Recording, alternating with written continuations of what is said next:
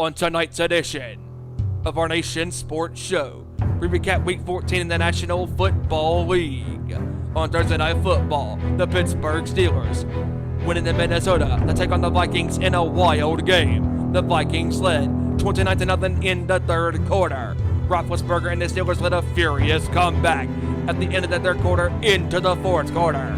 The Vikings led 36-28 in the final 10 minutes of regulation. The Steelers drove from their own 4-yard line to get into Vikings territory in the red zone. The Vikings held on with a defensive stand, beating Pittsburgh by 8 on Sunday.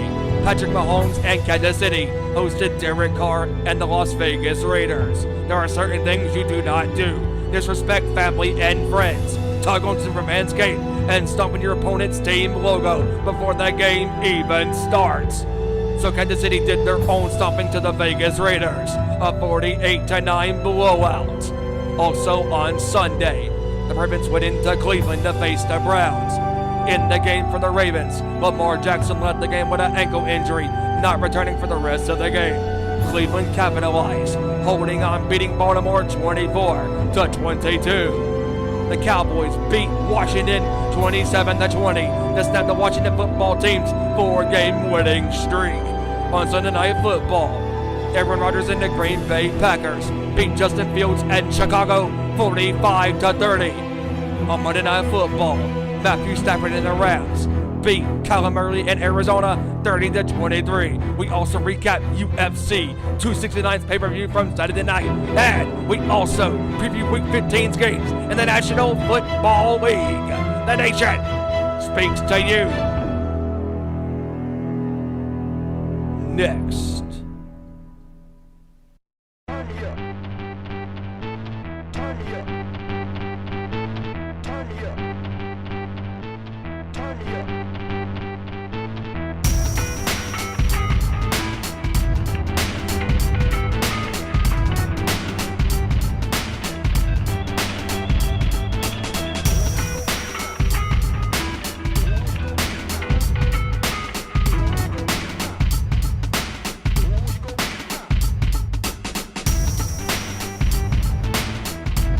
From the gridiron to the court, talking all that is sports.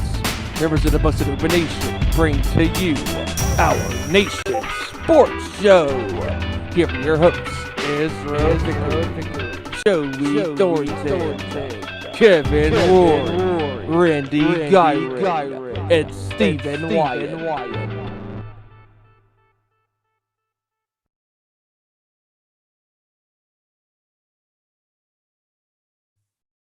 All right, here we go, everybody. You wanted the best. You got you wanted the best. They're not available, so you got us instead. Welcome to another edition of our Nation Sports Show. We are live once again.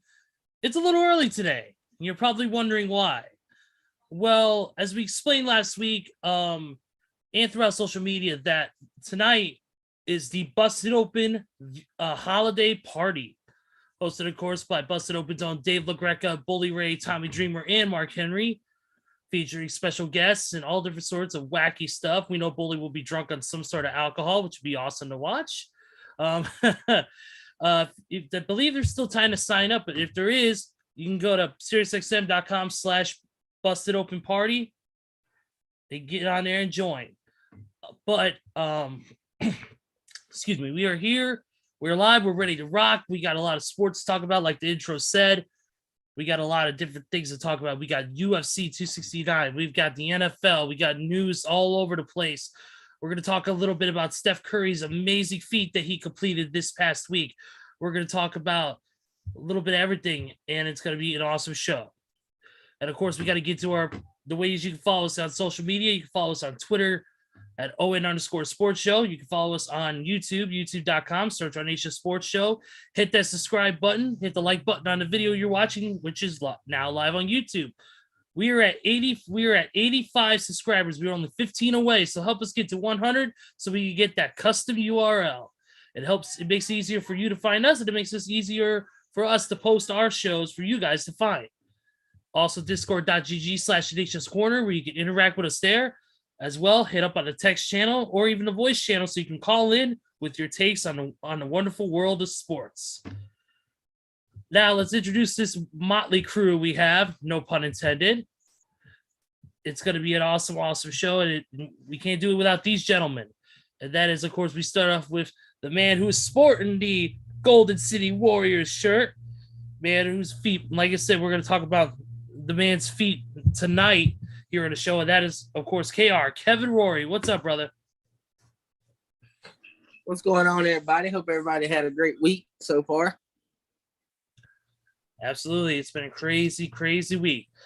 But we can't, and of course, this crazy week will continue on as we get through week 15 of the NFL.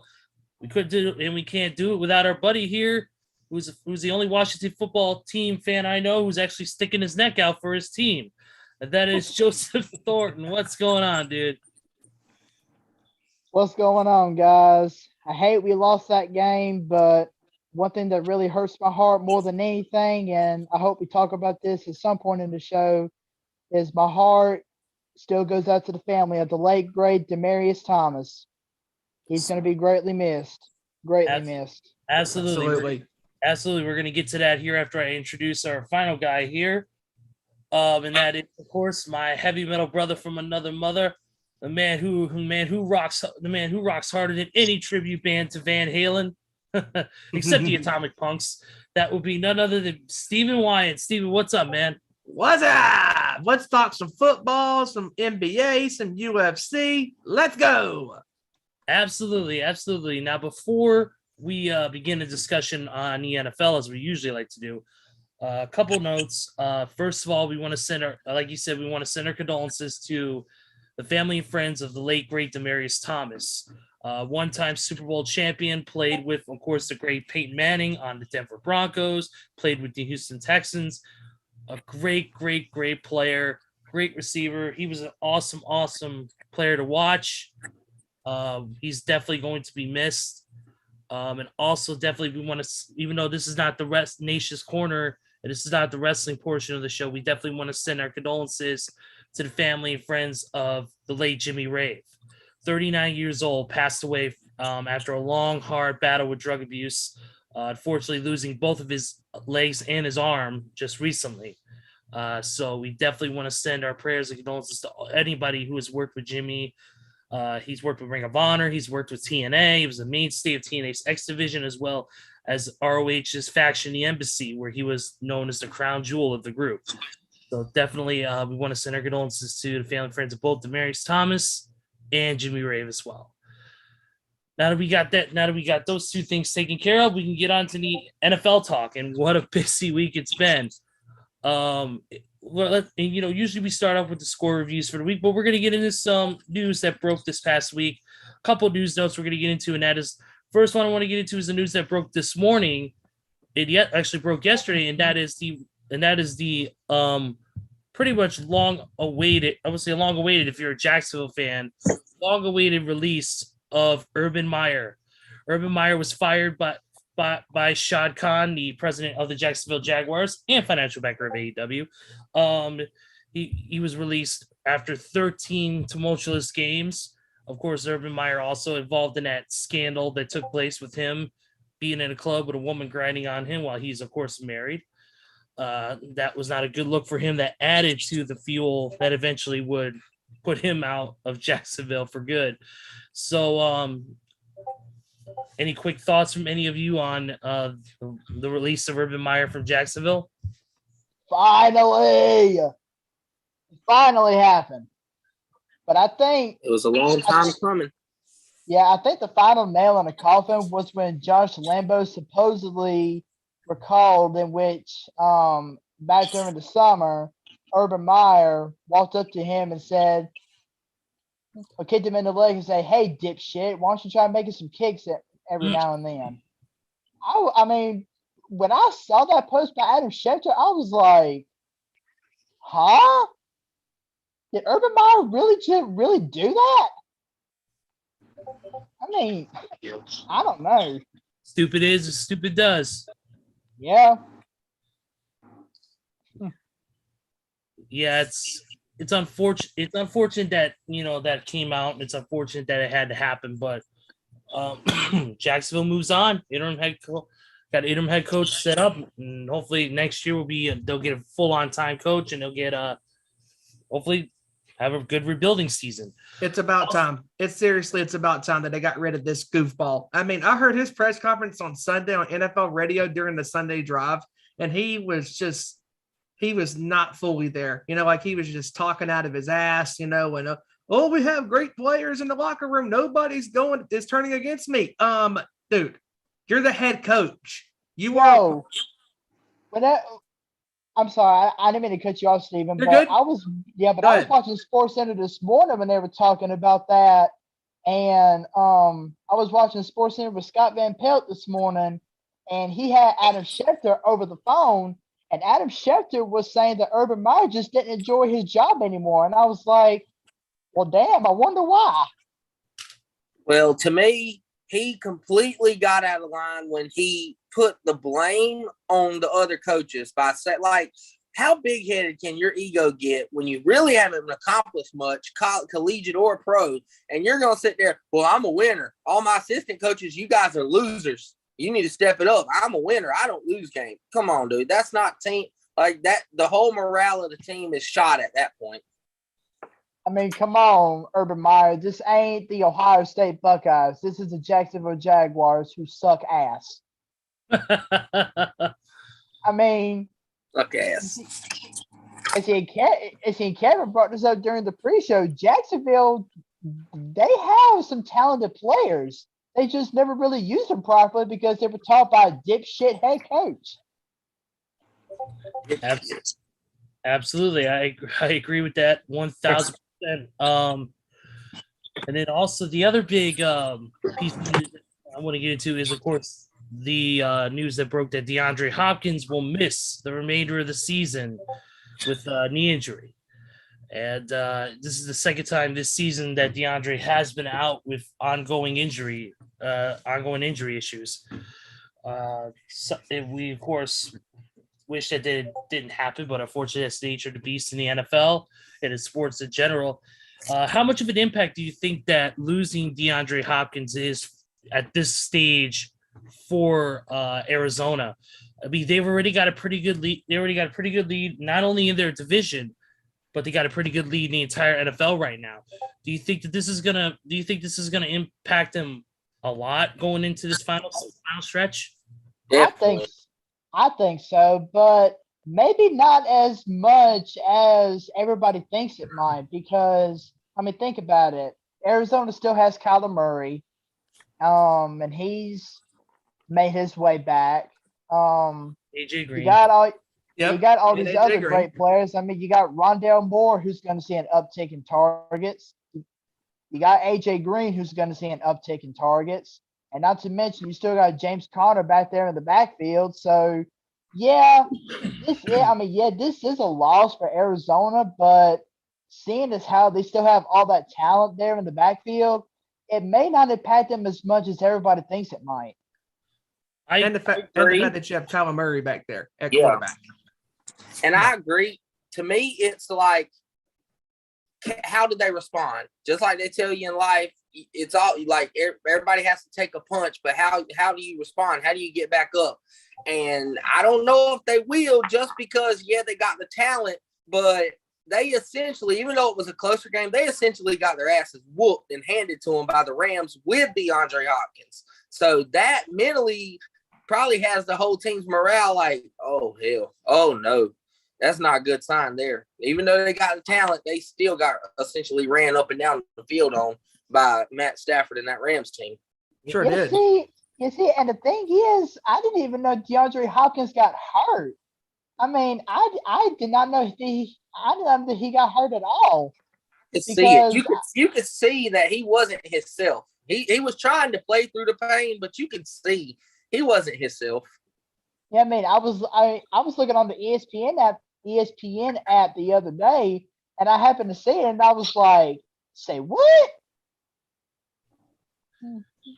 Yeah, I agree with you guys that despite the despite the injury, I feel like this is an opportunity for these guys to really step up and show their mettle and show what they're made of. And this is like anything. When somebody falls in the front line, the person in the back line steps up and takes their place, and it's going to be interesting. It's going to be interesting to see who steps up and really takes on those targets and makes the same impact that DeAndre Hopkins did. It's all about, like you said, everybody's got a plan until they get punched in the mouth. Then it's time for them to respond. And I think there's a good opportunity that, especially with the way they're playing, Arizona will respond very, very good. I don't know if it's going to be the same level without DeAndre Hopkins, who is, has been playing out of his mind this season despite the injury. And so I feel like that Arizona's going to respond. They're going to respond pretty well.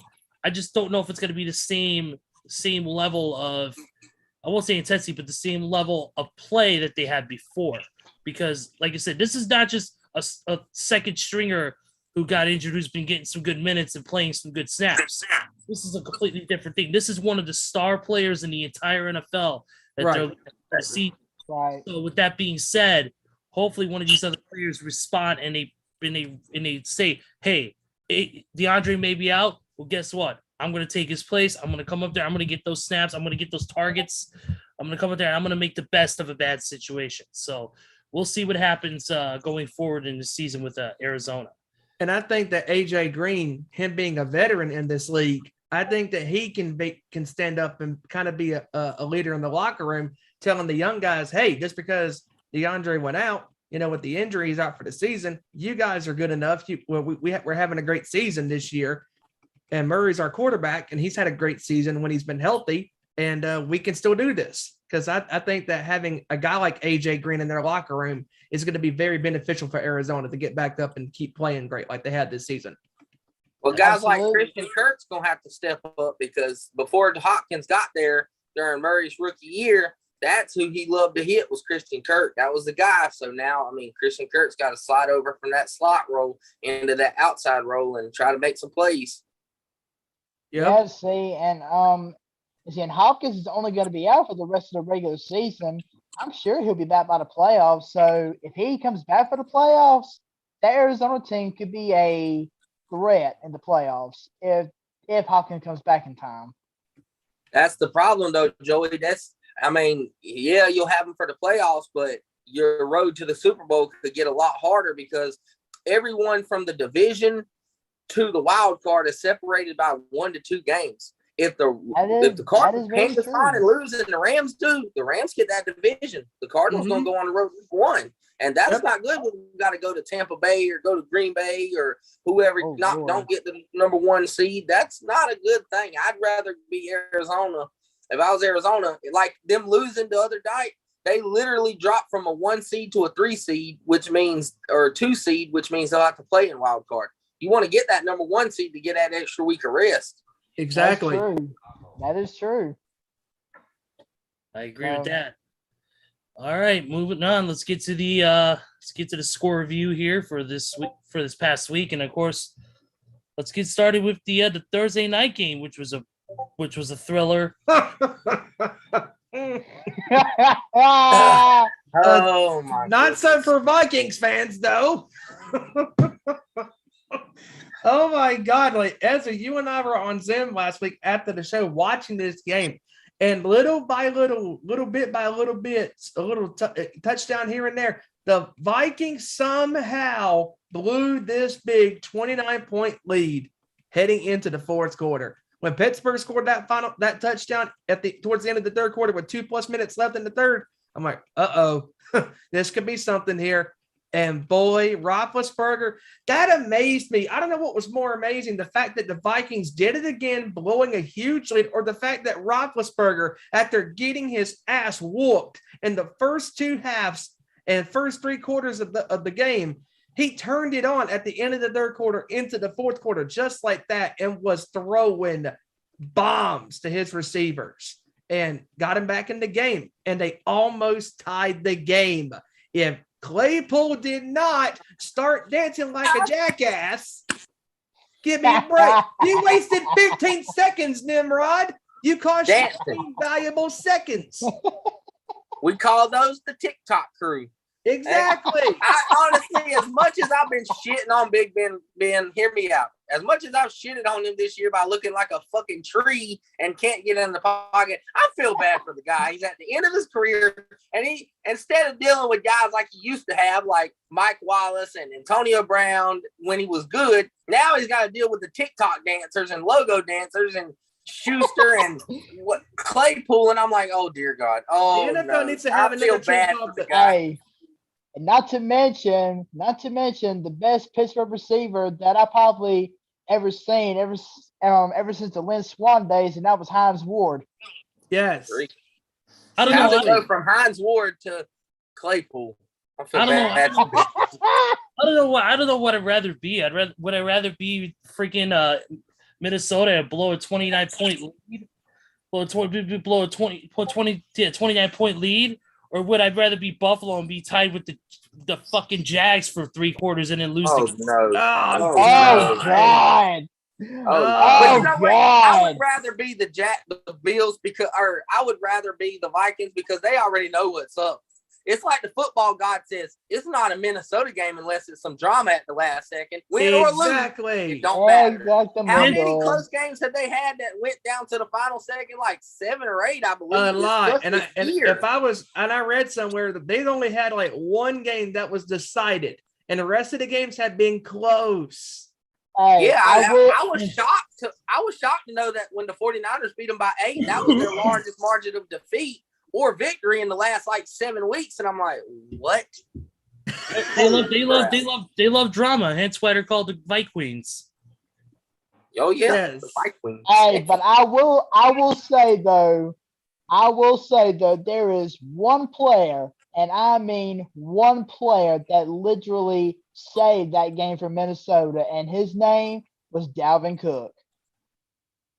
Yeah, He saved that game for Minnesota Oh, with that he's performance tough. that he had. Yes. he's tough, very He tough. ran all over them. He was excellent in that game. 27 carries, 205 yards, and 2 touchdowns. Yup. When they tell you need to play your heart out, he's the definition of it because he was hurt. He could have simply done what a lot of other prima donnas in the league do and say, oh, I'm injured. I'm going to sit it out. I'm not going to give it a go. He said, no, give me my fucking jersey. Hey. Give me my pads and let me play. Exactly. No, no, no. Nah, Kevin. You don't need to be, Lord. You do not need to be describing Christian McCaffrey here. I thought you were talking about Robert Griffin III. Oh God! Oh, shots fired. Robert Griffin III couldn't even stay healthy after his rookie season. No, he couldn't. Everybody was like, "Oh, he's going to be so great." Then what did he do? Absolutely nothing. Same thing with Christian McCaffrey. He's been great. Run CMC, he's great. Yeah, but he can't stay healthy. His knee is like a Jenga tower with half the blocks missing.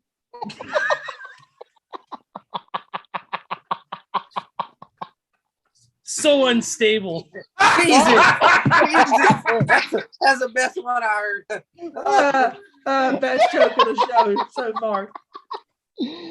Oh God! And trust me, I'm far from done, folks. Uh, All right. Hey! At least that's better one put together than the Carolina Panthers quarterback situation. Yeah.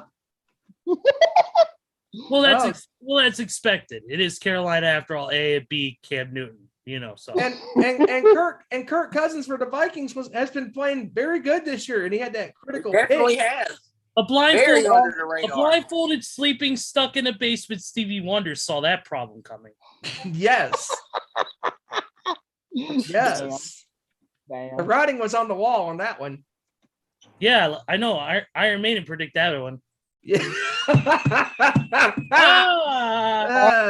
Okay, let's move on to the next one, and that is, well, do we really need to talk about this one? Titans stomping the Jaguars 20-0. Shut up. Hey, that was Urban Meyer's curtain call. Adios, asshole. The Titans just delivered the pink slip to Urban Meyer. That was look at Tannehill. Hey. I hear you. I think Urban Meyer's favorite Eminem CD is Curtain Call the Hits because he's out of there. Goodbye.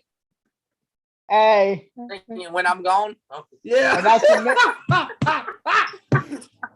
Not to mention, Shad Khan had to get the help of Mr. Vince McMahon to fire Urban Meyer.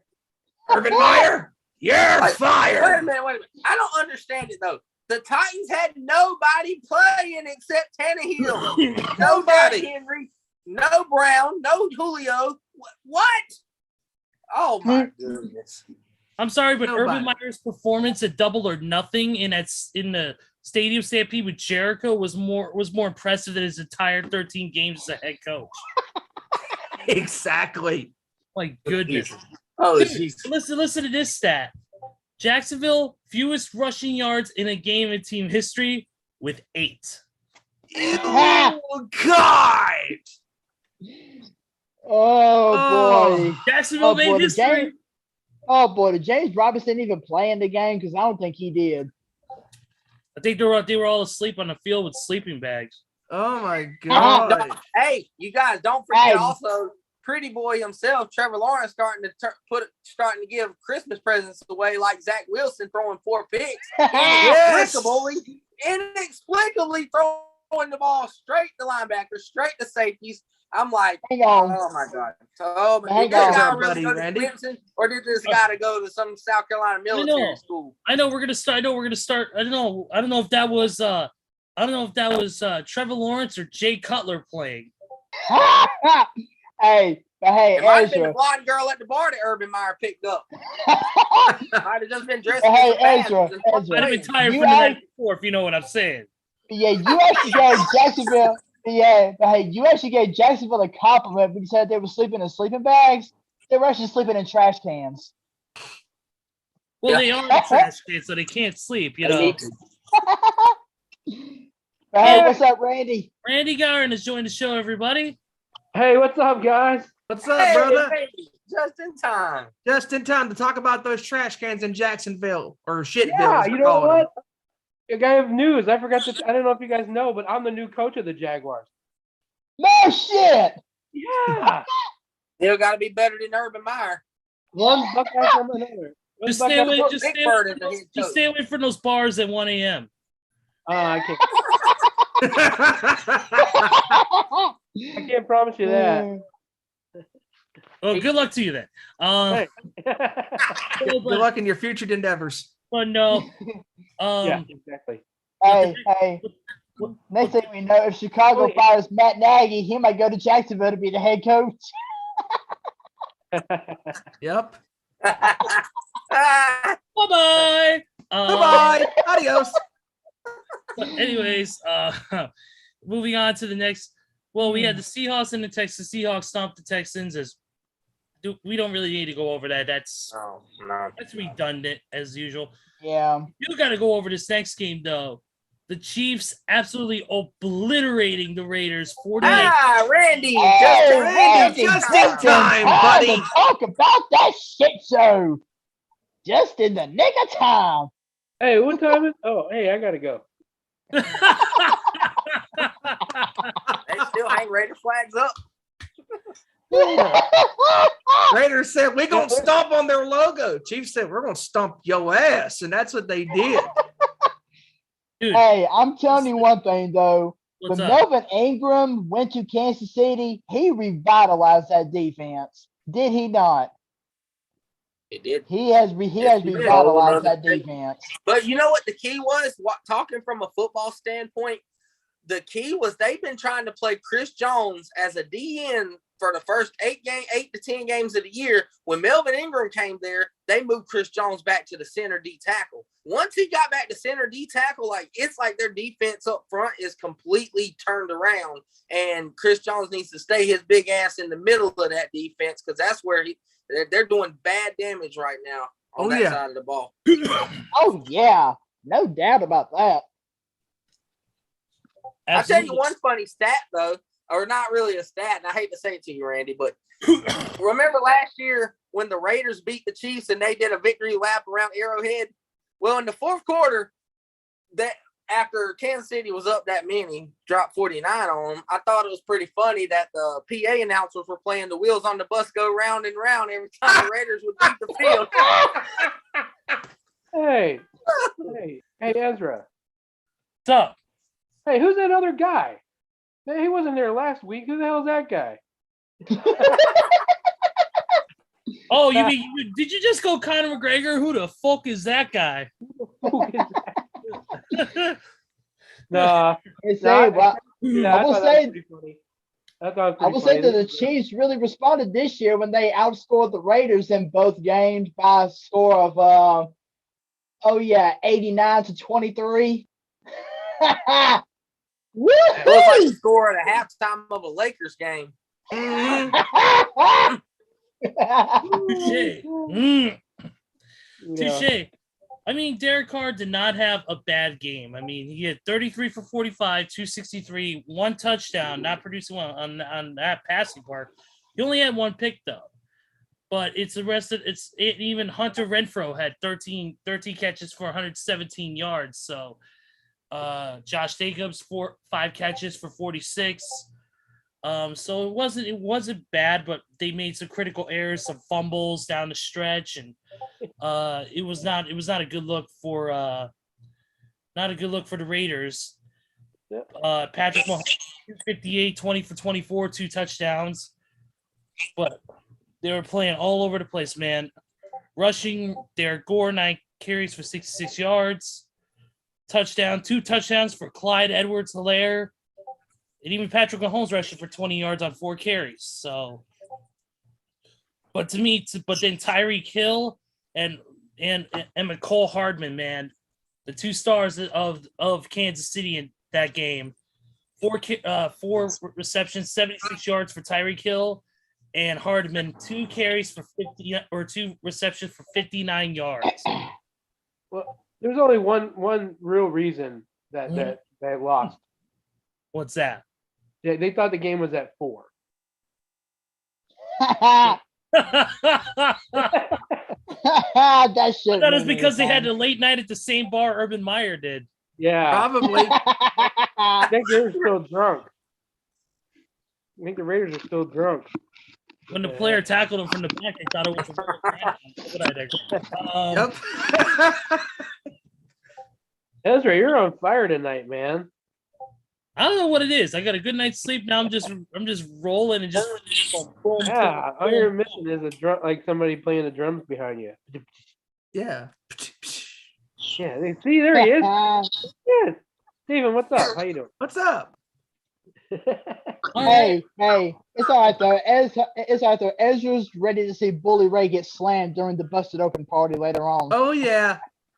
which we know he will. He's bringing a mystery bottle. Sign up once again. SiriusXM.com/bustedOpen. Get on that shit. Join I'm us, thinking about doing it. That'd be pretty fun. dude. It'll Yep. be fun. Trust me, you'll love it. But back to the games here. Saints took out the Jets 30-9, which is expected. Of course, the Jets are still trash, but I digress. I mean, after come on, let's call a spade here. I mean, the Jets are so terrible. The Jets are so bad. The Jets are just absolutely just horrendous. This team is one of the worst things I've ever seen. Hell, watching 3 hours of Monday Night Raw is actually seeming more exciting than a Jets game. Yes. Hey, Bishop I Sycamore will- actually signed the Jets to a 2-year deal. I think Hey. USA Network is going to start broadcasting their games in the Monday Night Raw time slot. Hey, I will say though, the Jets actually picked up a victory this week, and that's the fact that Zach Wilson didn't throw a pick for once. Yay! But then again, we can't. I mean, yes, Zach Wilson didn't throw a pick, but we also, and we joke around about this, but we can't fault totally the rookie quarterback. It's the system that he's under.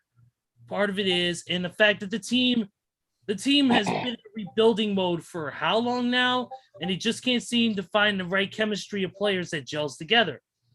And also the coaching, let me tell you, not that great.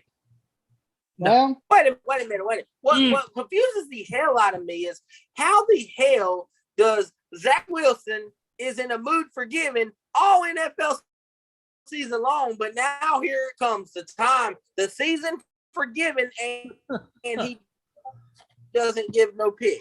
What? Where's the interceptions? Well, I mean, he is wearing green, so he might be the Grinch.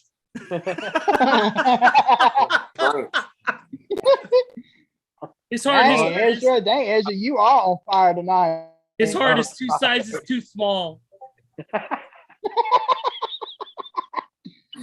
Then again, or they said the same thing about Urban Meyer, but in a different way. Oh. All right, moving on. The Falcons took out the Panthers, which I know 90% of you are happy about. Yes. 29-21. Atlanta's won 4 straight road games versus Carolina. Little And factoid. Cam Newton's some a tracks. Hey, we got a kitty joining us. Sorry. Hey, Oh. he got more balls than the Carolina Panthers. Yeah. Hey. As the great Ron Simmons once said, Damn. look at this. Dude, they had to use 2 quarterbacks did Carolina this game. Yes. Cam Newton, 15 for 23, 170 yards, no touchdowns, 1 pick. PJ Walker, 6 for 12, 75 yards, 1 touchdown, 1 pick. Okay, Hey, good. once again, So we got a trash can, a kitchen trash can, and a trash can on wheels. Good job. Way to spread the wealth. Hey. Once again, that meme plays into effect. I'm back to the bench. Cam Newton. That meme that you guys were posting in our group chat on Facebook was hilarious. Sam Darnold, go back, Cam Newton. I give up. Yeah, once again, and as far as Atlanta, I mean, they've had a very rough season. 6-7 right now. I mean, they're almost even. They're almost 50-50. Matt Ryan, he threw for almost 200 yards, no picks, luckily. But the stars were actually the rushing. Cordero Patterson, 16 carries for 58 yards and a touchdown. And then, of course, Russell Gage and Kyle Pitts both had 10 plus yards a catch. So they had a really, really good game themselves, but neither of them scored a touchdown. The only one to score a touchdown was Hayden on the receiving corps was Hayden Hurst. He's the only one to score a touchdown. The other touchdown came from Cordero Patterson. That's pretty much it. So yeah, Atlanta not doing too well either, but at least they're doing better than some other teams. They're getting wins where they need to get wins, and Carolina's a team where they should have and they did. How about this next game though? The Ravens and the Browns though. Oh boy, that was an absolute shootout. As we game, Baltimore, the fact lost 2 straight division games for the first time since week 16 and 17 of 2016. You know, I will say though, I wonder who the better quarterback is in Baltimore. Is it Lamar Jackson or is it Tyler Huntley? My fantasy team says boo. I'm starting to wonder because, I mean, Tyler Huntley, when he came into the game, he almost got a Baltimore to the win.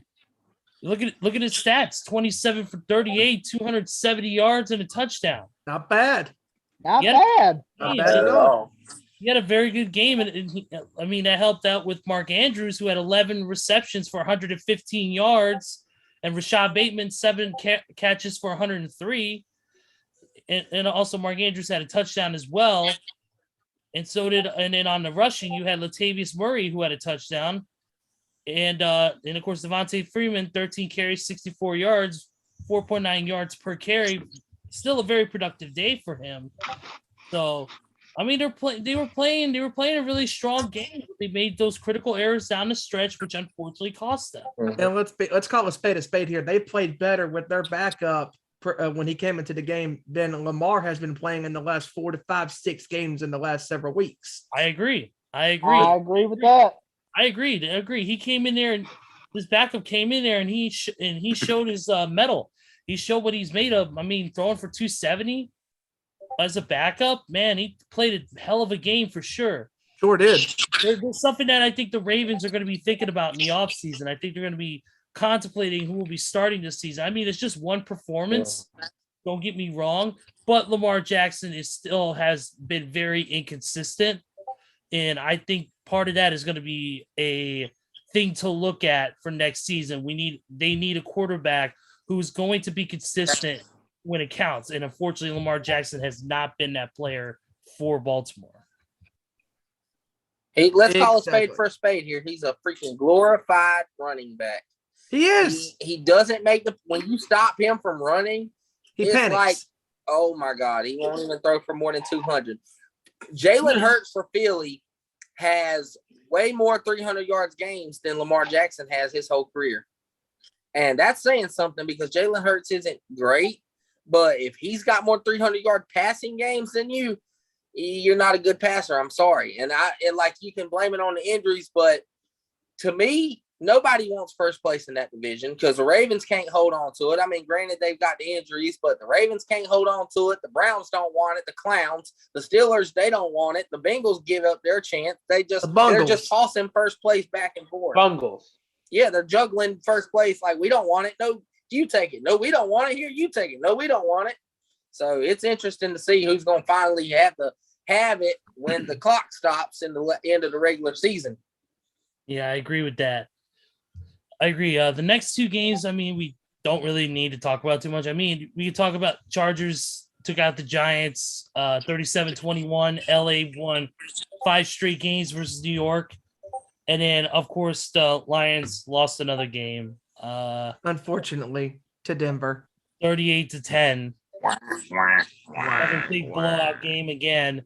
Denver is 4-1 versus NFC teams this season, but 3-5 versus AFC. Oof. I will say a quick note on the Denver and Detroit game, though. I got a lot of respect for those organizations because starting the game off with only 10 men on the field in honor of Demaryius Thomas, yes, and getting the delay of game penalty, and Detroit just completely neglecting it and actually just declining the penalty, that earns my respect to both of those teams. Absolutely. Yes. Oh, absolutely. That is something I actually wanted to bring up. I'm glad you reminded me. That beautiful tribute to Demaryius Thomas. I thought that was very classy by both organizations, especially Denver, the team that Demaryius played for, like we mentioned in the opening of the show. You know, he won a Super Bowl there with Peyton Manning. You can't see that. And my fondest memory of Demaryius Thomas is his overtime game-winning touchdown from Tim Tebow. Yes. That's Tebow's ass. Yeah, I remember that because Tim Tebow played a great game that game. Was that against Pittsburgh? Yes, it was. 316 yards that game? Yes. Yeah. And when Thomas caught that game-winning touchdown pass and ran it down the field, it was took it all the way, and he scored. Some of the Denver players were so confused, like, hey, are they getting the ball back? And one of the guys was like, no, we won the game. First team that scored a touchdown in the new overtime rules wins the game. Get your asses up. And they corralled him, and he was the hero. And that's the one play that always stands with me. You know, that will always stay with me because it was a huge play. And also, he was a part of that record-setting season at the time with Peyton Manning in 2013. When Peyton threw for 55 touchdowns. I mean, he had a great career in Denver, winning a Super Bowl with Peyton Manning and in 2016 against Cam Newton and the Panthers and Super Bowl 50. And he had a great career. And he will be missed. Was Peyton's favorite target. That's yes, for he sure. was. He was. And I'm not saying he's the same player or comparing them nothing, but he was Peyton Manning's Marvin Harrison of the Broncos. He was that guy. He was the guy Peyton looked for. Agreed. Yeah, you're right about that. Yeah. Absolutely. Agreed. Absolutely. And you know, And see, you know, the one thing that breaks my heart even more about the whole situation is that Demaryius Thomas would have turned 34 on Christmas Day this year. Mhm. Oh man. Imagine how his family's gonna react to everything whenever Christmas Day rolls around next Saturday. I mean, gosh, It's very it just heartbreaking. breaks my heart, man. And it just goes to show you, and I've always have been saying this, we've all been saying this. Tell your friends and your family how much you care for them, because you never know. You never know when your number will be Absolutely. called. Exactly. Cherish those You the ones never that know. cherish the people around you. Absolutely. The next game on the next game for last week was the 49ers and the Bengals in a close one, 26. Woo, that was a hell of a game. That Great was game. a hell of a game. Oh, Kevin's got Kevin, I'm sure Okay, next Kevin's got game. some stuff to say about Kevin. that. Kevin, you lead the floor. Floor is yours. Hey man, I'm not gonna sit there and say we struggled, but we didn't play our best. But hats off to Cincinnati. That's gonna be the next 5 to 8 years. They're gonna be one hell of a team. Like Jamar Chase is a monster. Joe Burrow is a beast, and I'm just glad that George Kittle shows up. And the last 2 games, George Kittle has had 23 catches for 380 yards and 3 touchdowns in 2 Man, games. some of those Like, catches that he George had on Kittle's back. Sunday were crazy. I'm like, holy shit, he's catching these passes. How is he doing Yeah, this? he had it. And I got to give it, I'm out here. I'm one of the ones like hanging in there with Jimmy Garoppolo as our quarterbacks, like being in a damn toxic relationship. 1 minute you're like, oh, get this guy out of here. And then he comes down the field in overtime and leads the game-winning drive. You're just like, oh, that's a clutch gene that really can't be taught. A lot of players don't have that gene in them. And I'm just like, I'm caught in between, because halfway through the game, you're just like, come on, Jimmy, what the fuck was that? And then at the end of the game, you say, okay, Jimmy, you got ice in your veins. This man's over there making good throws and running up and down the field. And to be honest, I really thought we were going to lose it, because we blew a 14-point lead in the fourth quarter. Mhm. And 2, Robbie Gould misses a simple field goal. Yeah, To when he get it missed it, I over said, the line. I'm "Oh like, no!" oh, I come said, "They on, just Robbie." that right there come to bite him," and luckily it didn't. But usually Yeah. Robbie Gold is automatic. I'm Yeah. just glad we got someone like Ayuk, who always goes under the radar, because you got guys like Deebo Samuel. Of course, you're going to be under the radar to him, and Kittle. But he made a very athletic play. Not many players in the league can tiptoe that line and stay in bounds to be able to reach across the plane, because knowing our luck, even if we went out of bounds, I don't think we would have scored 4 tries. We did it last week against Seattle, had 4 tries at the goal line and missed every one of them. Yep. I believe that would have been our luck. But Ayuk made a great play to extend the ball, and the ref tried us, said, no, that's in. He stepped out. Nah, I seen it before the replay came on. I said, no, that's a touchdown. He got the ball across the plane. He never touched out of bounds. That's a touchdown. That's a clutch play, and that was really needed for us to be able to kind of solidify that wild card spot or playoff spot. Big time See, win. and that's the one thing. That's the one thing the football fans forget to realize is whenever a player reaches over the plane to score a touchdown, the player itself does not have to go. The ball that has to go over. Yeah, I mean, the person and can be standing as long as no far part back touches and out of have- bounds, that's a touchdown. Yep. I mean, for real, only the ball has to break the plane. Not, Yep. I mean, not the player too. And not even the whole ball, just the point of the Mm. ball has to be across the Yep. goal line. Yeah, just the point of the ball. Yep. Yep, absolutely. But yeah, that would be it. Yeah, that was a great play by IU. That was just an all-around great game. I was on the edge of my seat, and Kevin, I know you were too. I had 3 strokes coming to that point. I was up there screaming at the refs because they tried to call it out of bounds. I said, Hey, you fucking idiots. I Get the could see it without the damn replay. He didn't touch out of bounds. if that was the replacement referee, Jesus they would have said he Christ. was out of bounds. If Oh, those yeah, if that was a replacement referees were replacement like, ref, they wouldn't even went to review. Yep, exactly. Exactly. I mean, just all around great game by both teams. They both played their hearts out, and it was close in that fourth quarter. And man, it was like you did not know who was going to win the game because it was so unpredictable, and it flowed very well. in the 2 final. playoff games. It was a playoff atmosphere as well. Mhm. It was a playoff atmosphere too. Good playoff game, like between Absolutely. high seeded Bengals team and a high seeded 49ers team, 5th, 6th seed in the wild card. That's two. Yep. That's two good teams right there. Yep. Hey, who knows? Within the next 2 to 3 years, those two teams might meet in the Super Bowl. Hell, you never could know these be. days. You never know. Could be another Super Bowl like that. Yep. Yep, absolutely. The next game is the Buccaneers in that thriller overtime win, that 58-yard Another one. touchdown play to Perriman in overtime to win the game over the Buffalo Bills. What I've watched the very end of that game. I caught the last couple minutes of regulation play, and they would have went into overtime. I'm like, and as soon as I threw that bomb, I'm like, it's over. I was like, there's no way Tom's missing this. And sure as hell, that 58-yard catch and run, that was it. Game over, man. What an end to that game. I will say that. Hell of a game. Hell of a game. Have just a little problem though. And I'm not the one who cheers for Brady. Good, don't get me wrong. And I'm not the one who shits on him and hates on him and nothing. But you can tell Brady and Aaron Rodgers, guys like that, they get any call they want.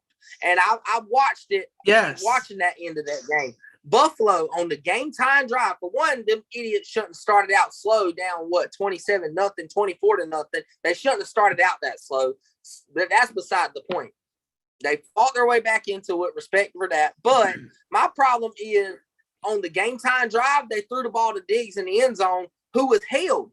And it should have been pass interference at the one. Okay, all I'm asking the refs to do is be consistent. You don't call that.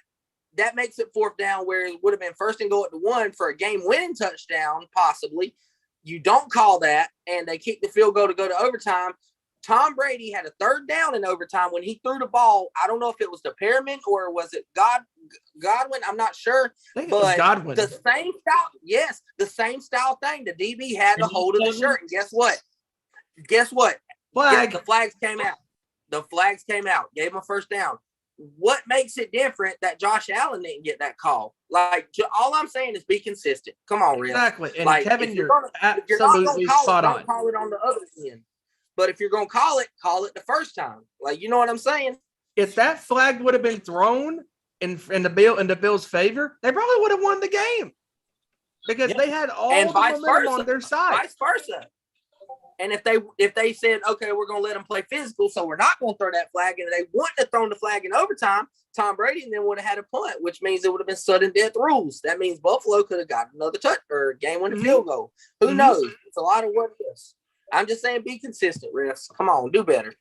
No matter how old they are, Brady and Rodgers always get the calls. Exactly. See, that right there is asking for way too much because, the refs. When have the refs been consistent this season? Hardly at all. Never. Never. They have not been consistent at all this season. They call stupid, shitty ass penalties on. I happened to see this when I was watching reels on Facebook the other day.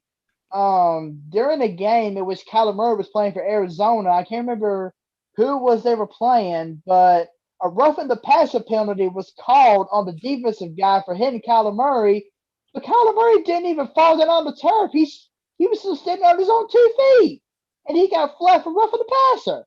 I was like, what the hell? What the hell? Mm-hmm.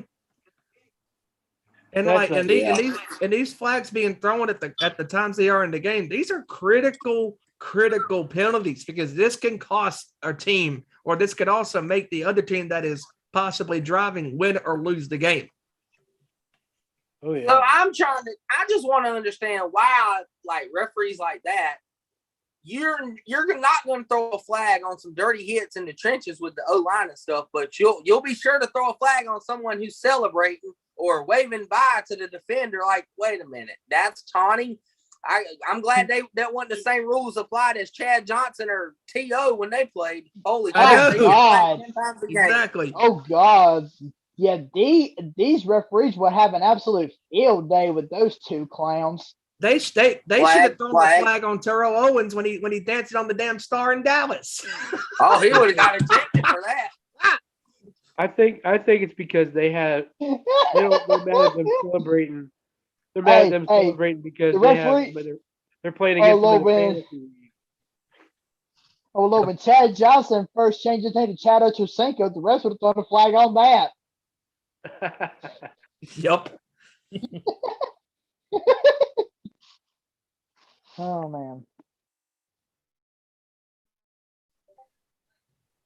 Ezra, you look dumbfounded over there. You all right? I'm very dumbfounded with your guys' responses, but and again, it is our nation sports show after all. No, but no, I was dreading this game we have to talk about. Oh, Yeah. no. I know what it is. There's Matt Nagy, Coach of the Year. Yeah, being shit. trash can of the decade. The man who lets his rookie And here's- quarterback here's- Justin here's what- Fields here's what I- and not here's be what I'll- himself. Here's what I'll say about that game. Seriously, everybody still says, "Oh, Aaron Rodgers owns you." Here's the thing: at the half, we were up 27-21. Aaron Rodgers once again pulls his shit that he always does. That second half, I'm coming back, bullshit. You know, he always does all the time. Plays like shit through the first half. Second half comes in and kicks our asses all the time. That's the way it seems like. But I will give him credit where credit is due. Packers played a hell of a game. Bears made some critical errors down the stretch. Unfortunately, stats were. Justin Fields unfortunately threw 2 picks. It did not look good for him. Aaron Rodgers threw 4 touchdowns, over 300 yards passing, 29 for 37. Devontae Adams had a hell of a game, almost 13 targets, almost 12.1 yards per catch, and 2 touchdowns. So Al Lazard had a touchdown of 6 carries for 75 yards, and Aaron Jones with 3 catches for 30 yards and 1 TD. So I'm gonna give them credit and say they did a good job, but still I hate the Packers and I wish they'd disappear off the face of the earth. But I don't. Exactly. But that's just me being a Bears fan all the way through to the end. So, but still a great game for the Packers. Bears, unfortunately, once again, did not play up to their standards. This offseason is going to be very, very interesting to see what goes on with Chicago. And that punt return touchdown, that was insane in that second quarter. Woo! That was really good. It was the first punt touchdown of the season. I'm like, holy shit, I didn't even know that. What fucked them up is when Robert Quinn got a sack on Aaron Rodgers and did the discount double check championship. That's when the game changed. Yup. It's like, no, don't do that. Don't poke at the bear. Don't poke the bear. Hey, I'm surprised Quinn didn't get flagged for it. Yeah. I'm Tell me surprised about too. Exactly. Oh, it's a 40-yard flag. Packers player. Throw the flag. No. Aaron Rodgers, flag thrown. Rodgers in the pocket, buying some time. He runs to the left, runs to the right, throws the ball. Oh, flag. I know that. Oh man. Terrible. Just I terrible. mean, it can't get no worse from here. But then again, I'm pretty much wrong. All right, let's go to the Monday night game. Final game we look at here from this week and that previous week, and that is the Rams beating the Cardinals 30-23. The Rams have won 9 of their last 10 games against Arizona. So there's a little stat for you there. Some team stats here. Or some stats here. Matthew Stafford, 23 for 30, 287 yards, 3 touchdowns, no picks. Woo, hell of a game. Hell of a game for him.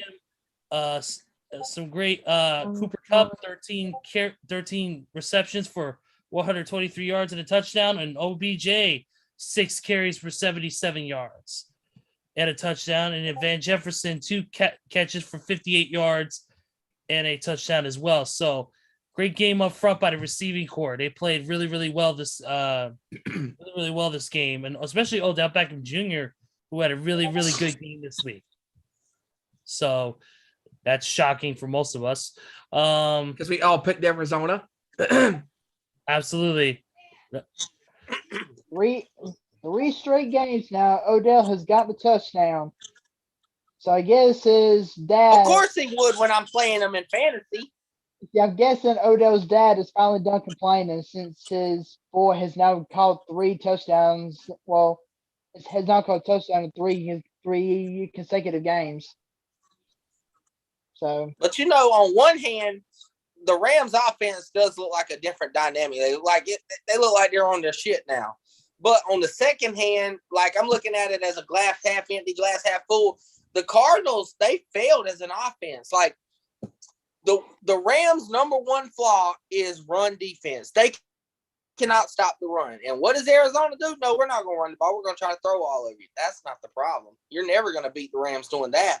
How did San Francisco beat the Rams? They ran all over their ass. How did the Packers beat the Rams? They ran all over their ass. So Arizona, why didn't they just take the running back Connor and run all over him? Nope, we're going to try to throw it air raid. Yeah, we're going to try to throw. We got the best The quarterback in the NFL in Kyler Murray, and we're going to trust his arm. Huh. Yeah, the shortest quarterback in the NFL.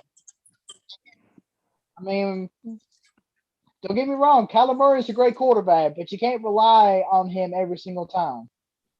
And like we've been saying on this show, when you throw the ball multiple times, like you did in that game on Monday night, that can be very detriment to your team come the playoff time when the games matter the most, because you need that arm, but you need to be a balanced team. And that's what they should have done, was ran the ball a lot more than they did, because as we all know, the Rams running defense is not good at all. Not good. Not at all. Very and not to mention, not only is James Conner a great running back, but Chase Edmonds is on his way back to Arizona, and you know how big of a threat he can be. Mm-hmm. So yeah, the Cardinals can have a 1-2 push at running back come before too long. And you guys were talking at the beginning about DeAndre Hopkins being out. I think that Arizona has done pretty well. They have the record they have by losing Murray and Watt and now Hopkins. I think they'll do fine. I think the coaching staff deserves a lot of credit for that. Good point. Very good point. Yeah. Absolutely. Coaching staff they do deserve a lot of credit for adjusting when they needed to. And, that shows the mark of a great organization when they can adjust to something like that. With some teams, if they have a critical injury or a change of personnel, it's sometimes they'll falter and they won't produce, or they won't make the right necessary calls. But it seemed like Arizona was doing that down the stretch, and they just lost to a better team that night. So it can't really falter Arizona too much. That's what happens when you lose one of your star players. Yeah, and they're having a secretly, and they're in first, except for that losing that game, but they're having a great season, and it's under the radar because of the Aaron Rodgers and other stuff's going on. A lot of the COVID stuff is taken over, and they're just quietly having a great season, and they're going to surprise a lot of people, I think. Absolutely. I agree. They started going under the radar. People were talking about them by week 5 or 6. Sure. But once Kyler Murray got hurt and was out with that ankle, and then Hopkins was out, a lot of people just wrote them off like, oh, they're about to lose the next 5 or 6. It's injuries don't hurt them. And that's not been the case. They've been winning. They've been losing some, but they've been winning. And it's interesting to see, like I said, with the race that close between 1 through 6 seeds, how either one of them is going to respond. Oh, yeah. I agree with that 100%. And that is it for that portion. We're going to go to a quick little score update here for a second with some of the games that are going on right now, as a matter of fact.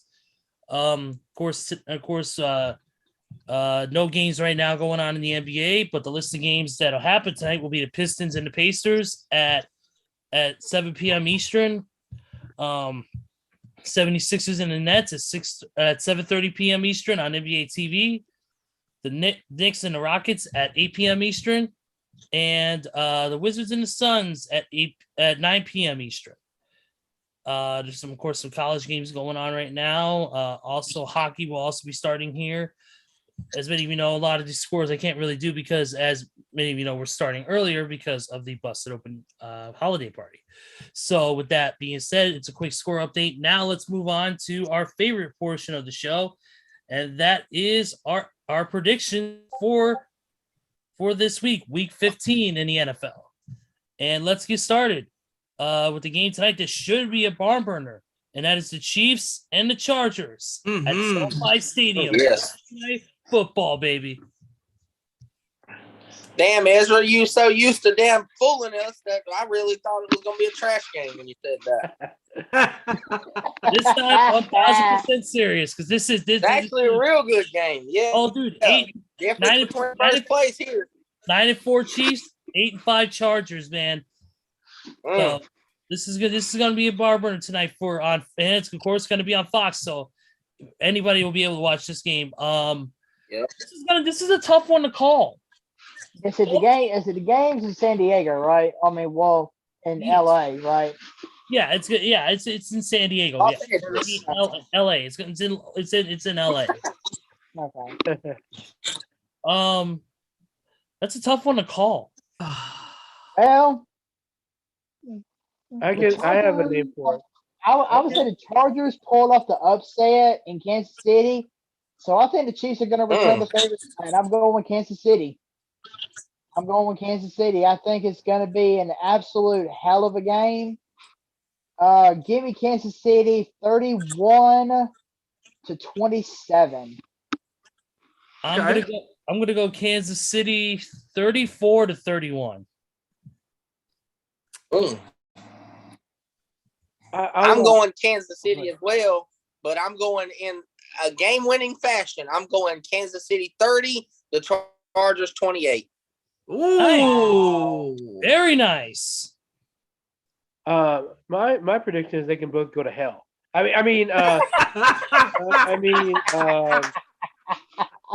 What's wrong, Randy? You're still salty about your Raiders getting the absolute bejesus beat out of them by Kansas City in that whipping? I used to like you, Steven. He's more salty. He's more salty than a box of Morton. That's it. I'm out there with that girl on the front of the damn salt block. Yeah, Is that where Urban Meyer is too? Yeah, hell yeah. So I think the Chargers are gonna do something. Maybe I think it's gonna be a high scoring game. I do. I think it's gonna be like 42-45.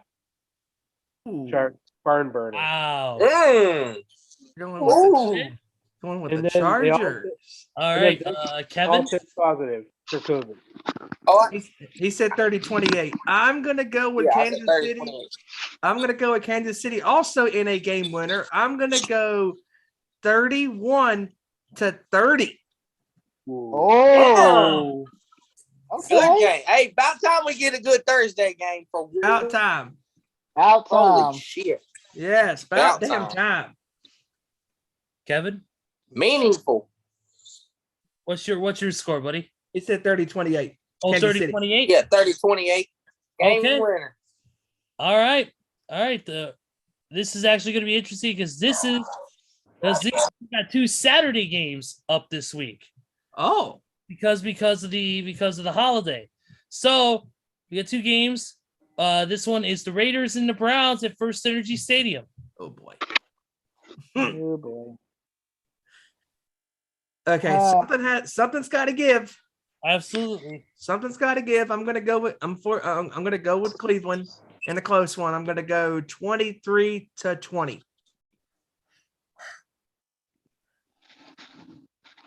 I used to like you guys, all of you. Randy, I'm gonna make you happy, Randy. I'm gonna go with the Raiders because as of right now, Baker's not gonna play with COVID protocols, and a lot of other players ain't gonna play.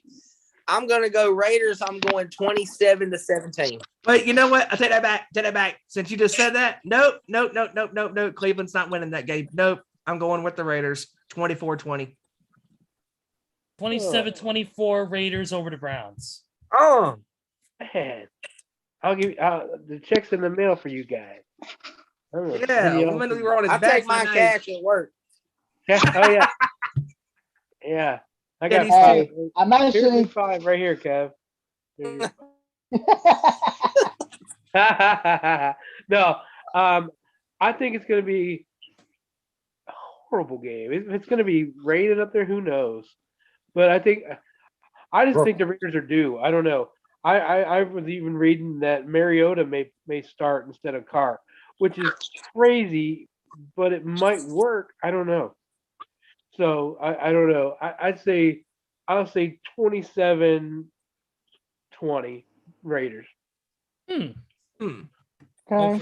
But And then um, good. no Baker Mayfield equals no offense for Cleveland. Give me the Raiders 27-10.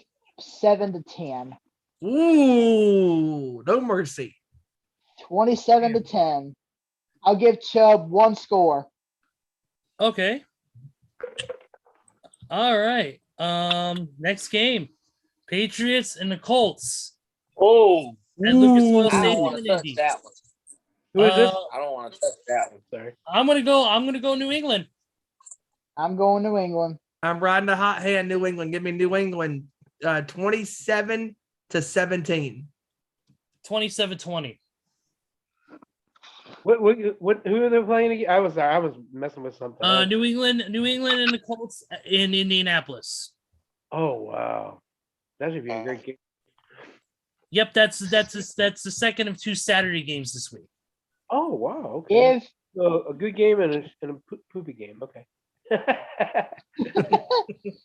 Give me the Patriots in this one 34-30.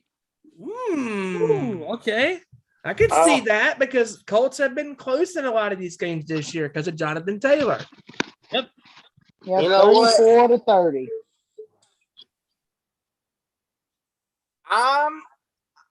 I want to say New England because I never am going to bet against Bill Belichick, and they've been hot.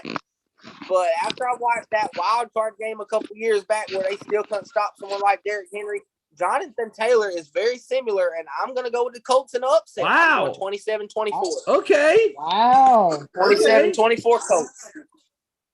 All right. Yeah, I think the Colts are due for a good game. Taylor's, always ready to break out for a good game. I say it's going to be close though. I'll say 30-24. All right. Okay.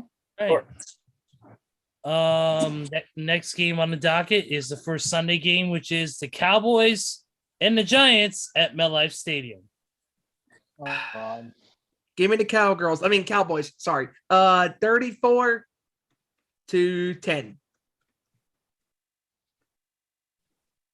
Yeah. I'm siding with you, Steven. Give me the cow bitches. I meant Cowboys.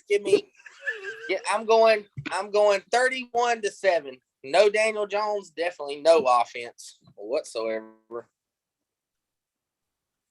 Well, despite the Giants and how much they suck, I'm gonna pick the Giants. No, I'm kidding. No. Well, here's the facts. The facts are the Cowboys have been playing decently, but still, the only time the Cowboys are gonna see a Super Bowl is when they go to the nearest chili cook-off and go get the largest bowl of chili they've ever had. They call it a Super Bowl. Ha ha. Anyways, the Cowboys are going to take this easily. I'm going to give it 24-10. Hey, Ezra, if they get that bowl of chili, if they get too big of a bowl, they're going to be blowing it up, blowing the commode up like they almost damn near blow the leader going down the no-name team. The Washington no-names. They damn near blew that one. So they're about to blow it up like they blow leads. A team that has the team that's more famously known for having a no name since the Zodiac Killer. This is true.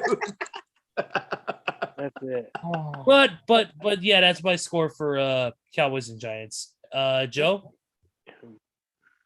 you know, Steven, you called them the Cowgirls. Kevin, you called them the Cowbits. My name is going to be far worse than both of those put together. Oof. Dallas, I'm sorry, the Cow Shits are going to win. Okay.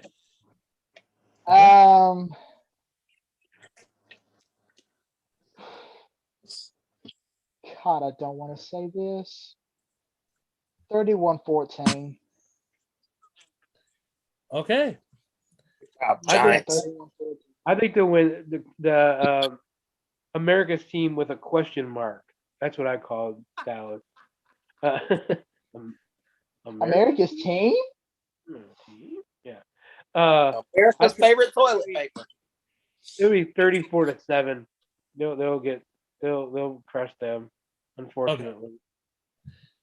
All right. Next game is the Tennessee Titans and the Pittsburgh Steelers at Heinz Field. I'll take it. I'll go Tennessee. I'm going to go with them over the Steelers. I'm going to go Tennessee 27, Steelers 17. I'm going to go with Tennessee as well. I'm going to go 28-20. Okay. Okay. I'm going to go with Tennessee as well. Give me Tennessee 28-24. Okay. Give me Tennessee, but no offense. It's going to be a hard scoring game. Give me Tennessee 20-13. Okay. Yeah, I think Tennessee will find a way, but both these teams are hard to figure out. And Tennessee's just finding a way to win though somehow. But I think Tennessee will win 24-17. Okay. Okay. Okay. All right. Next game.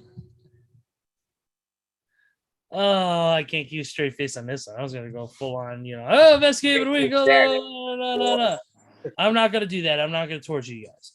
It's the Jets and the Dolphins at Hard Rock Stadium. Ooh. Give me Dolphins. Miami. Give me Dolphins. Dolphins 26. I'm going in a low game, Doug. Well, one of them's going to have a low scoring game. I'm going to go Dolphins 27-3. Ooh. I'm going to go with Miami 24-6.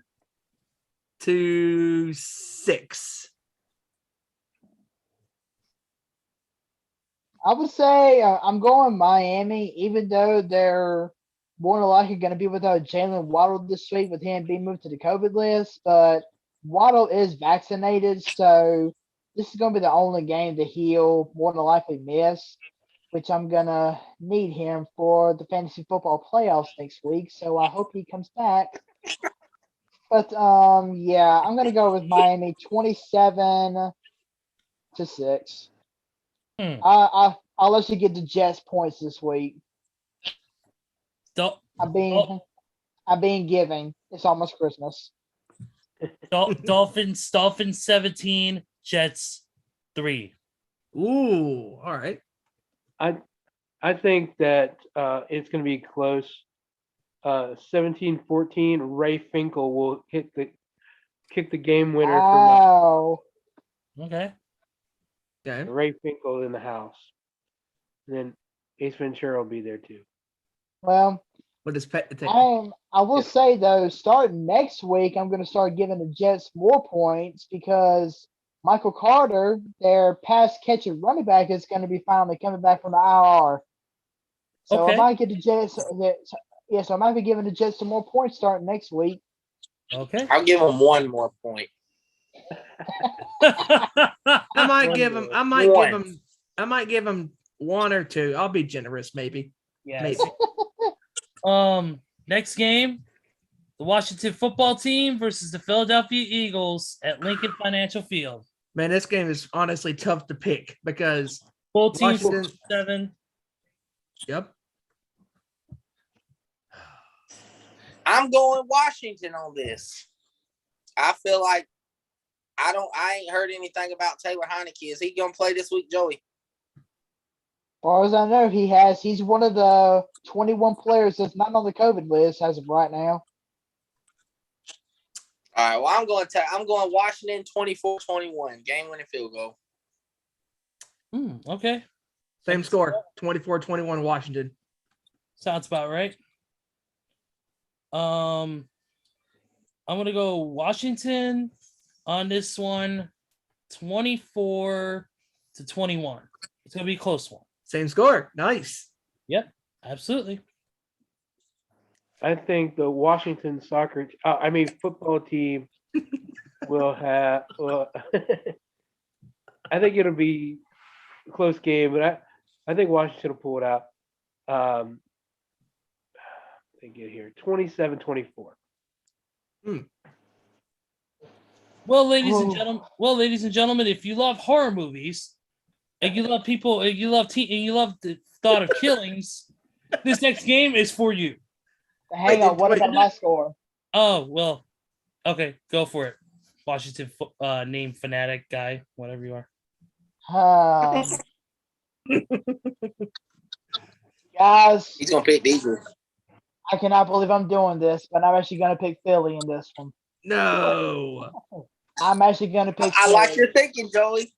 The reason is because we have so many players, so many of our starters on that COVID list that I don't know if they're going to get cleared in time to compete on Sunday. Good point. I don't really point. know. Ron I'm Rivera actually- plays a mean linebacker. He can get in there. I am actually going to go with Philly in this one, 23-17. Wow. No, can't Joey. I know your real reasoning. Don't try to hide that shit. You knew everybody last week picked Washington, and Washington ended up fucking losing. So now this week you're like, you know what? Maybe if I pick the other team where everybody picks My Washington, team's gonna win. Exactly. Good thinking. I like your thinking. Reverse psychology. Reverse psychology. Good job. Yeah. Great job, Joey. Great job. Sacrifice You get it. your score for the team. Oh boy. Being very All right. respectful. Next. Like I said, if you love murder and you love killings, well, guess what? This game is for you because it's the Cardinals against the Lions. Oh, Jesus. Give me the Lions. No. Give me the Lions, That's a great 35-0. No. Give me Detroit 69 to 2. No, never mind. Sorry. Yeah, that number. Yeah, that Steven. No, you can't say that number because you've never had that. Yeah, exactly. Damn. You Uh, a liar. Damn. Oh man. yeah, I'm surprised you don't pull women, Steven. I mean, you do look like Dave Grohl. But anyways, moving forward. Anyways. I'm going to Cardinals 34. Cardinals 34. Lions 10. I'm going Arizona in this one, 35-7. I'm not being nice this week, Detroit. Sorry. I picked you last week. I'm not picking Give me you again. Arizona. Give me Arizona. Give me 31-13. The only way the Lions would win is if the Arizona Cardinals got lost and went to St. Louis instead.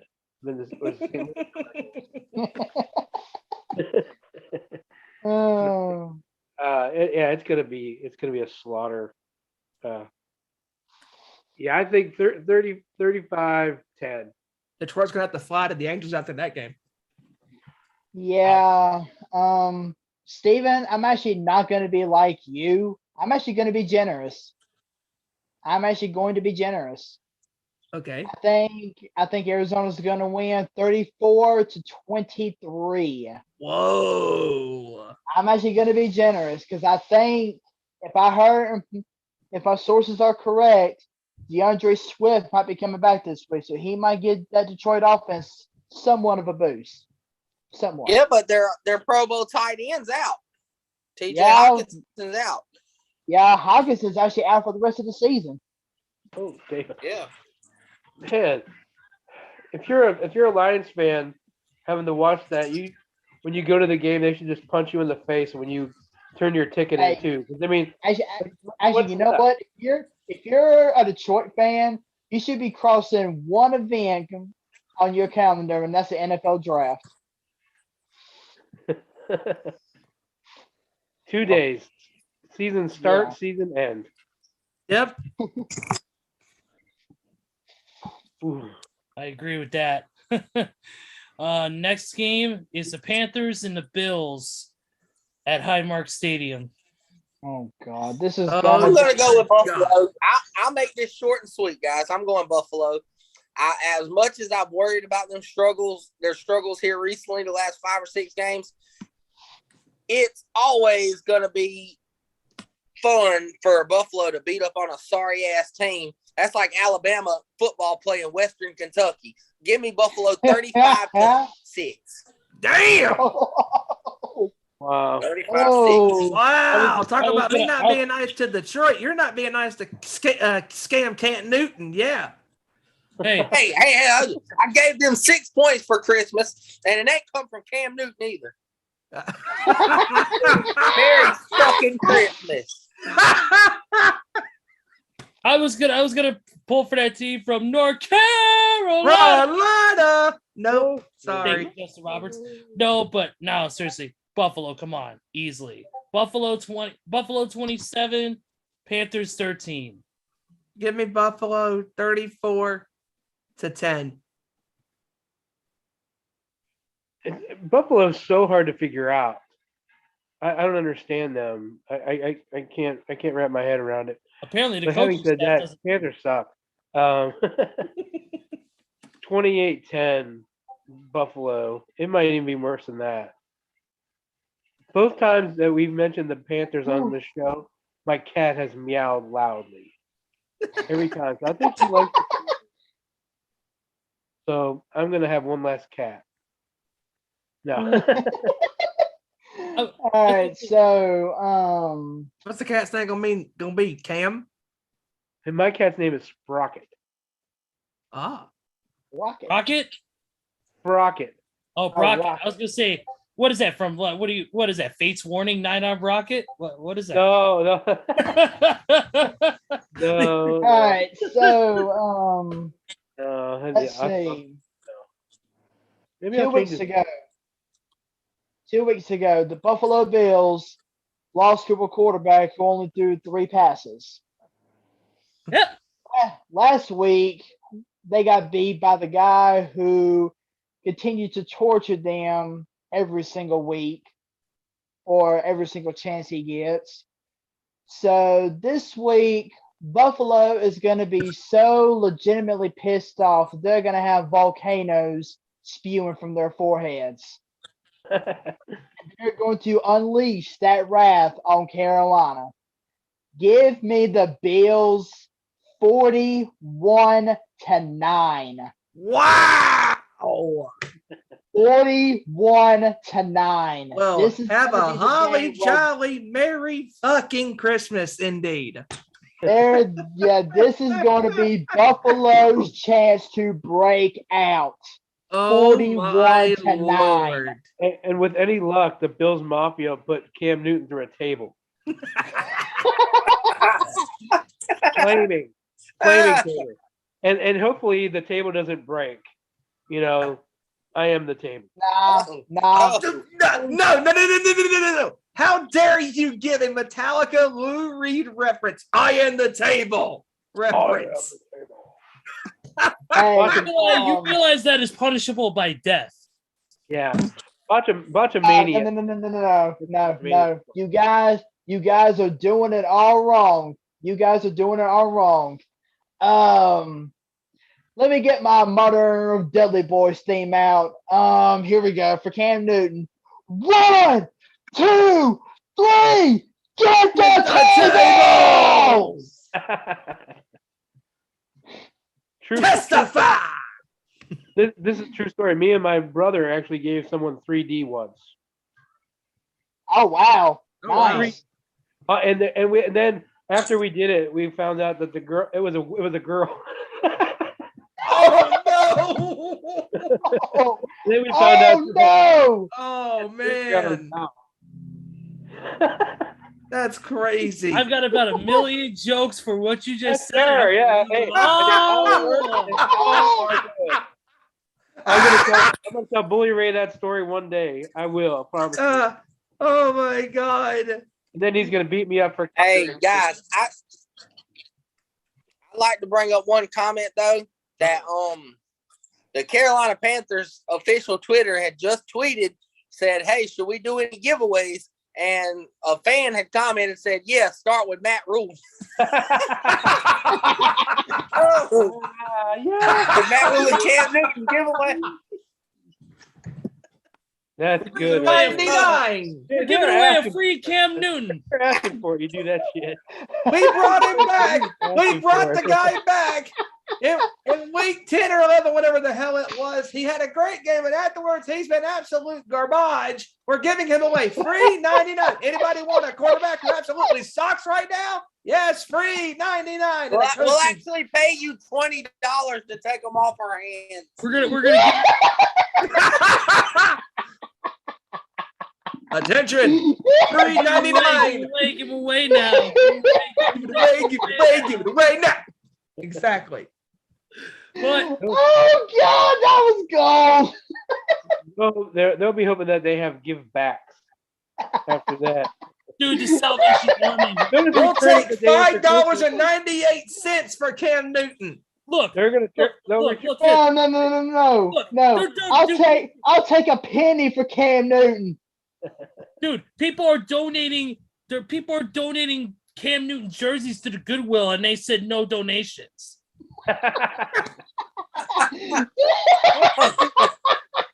Hey, if They won't even ship for Cam the day Newton after jerseys Christmas. to third world countries, man. That's how bad it is. You're wearing a Cam Newton jersey? Banish him to the island. All right, guys, let's move on. We got a short schedule to keep here. Let's move on to the Bengals and the Broncos at Mile High. Ooh. Give me Cincinnati in this one. Okay. Give me Cincinnati. I'll go 27-20. Absolutely. I'm gonna go Cincinnati 24-17. I'm going to go Cincinnati in this one. And a game winner, 24-23. Okay. Wow. I'm going Cincinnati as well. I'm going 27-23. Yeah, I think the Bengals will have 34 and the Donkeys 20. Okay. All right. Next one is the Falcons and the 49ers at Levi Stadium. Oh God. Dan Fran all the way. San Fran Slaughterhouse. 30-10. I'm going to be a little nicer. I know how San Fran gets. We did that in the Super Bowl year with Atlanta. When we get them at home, for one, we can't play at home for some reason. We fall asleep. It's going to be closer, but all we have to do is stop Cordero Patterson, and we stopped Atlanta's whole offense. So I think we'll win. I think San Fran, give me 31-17. Okay. I got Atlanta. Oh wait. Whoa, hold on there.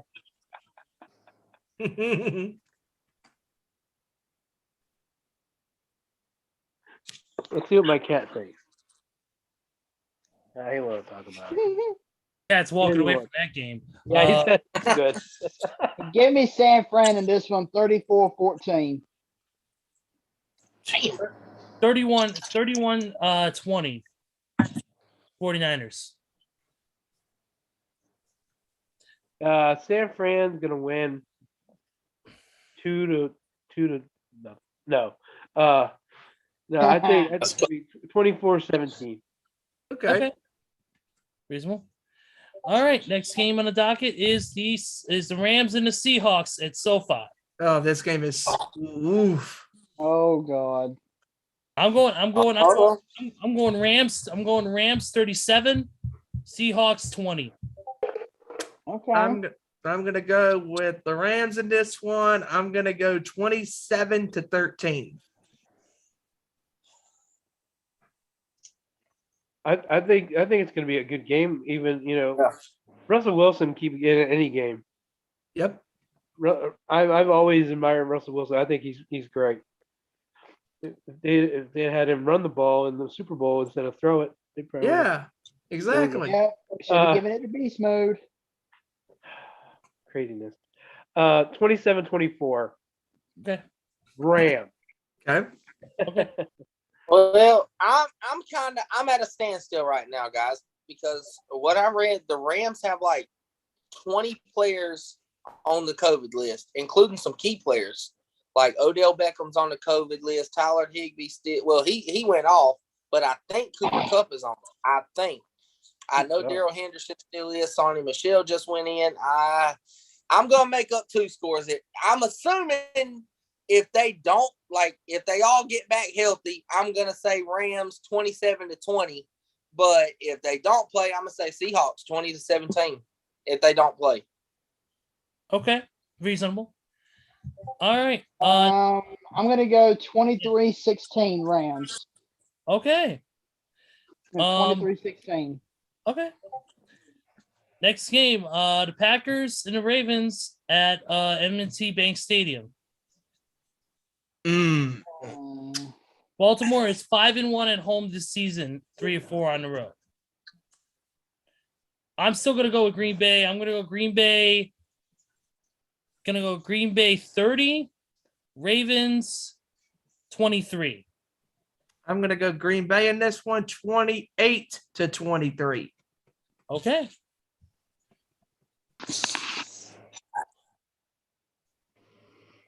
Packers 28-24. Okay. Everybody's healthy and all that. This would be a great game. This would be one of the ones just watch that game and that game alone for not even turn it. But I don't know. I think Green Bay will run away with it. It'll be 31-17. Ooh. Okay. I'm going to a similar score. I'm going Green Bay with all the injuries, with or without Lamar. I think it's going to be Green Bay 31-21. Okay. Oh no. Looks like Lamar Jackson might not play this week. Same deal.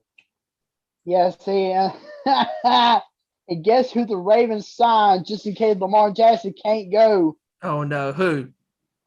Might be. Oh. He Cam signed. Newton? Now they signed Josh Johnson from New York's practice squad. Who is that? Oh, Who? God. Holy hell. Yeah. Josh Johnson. Long Exactly who? blast from the past. Who is that? Just wrong. Well, he did quarterback Washington in a couple games last year. Oh yeah. Oh really?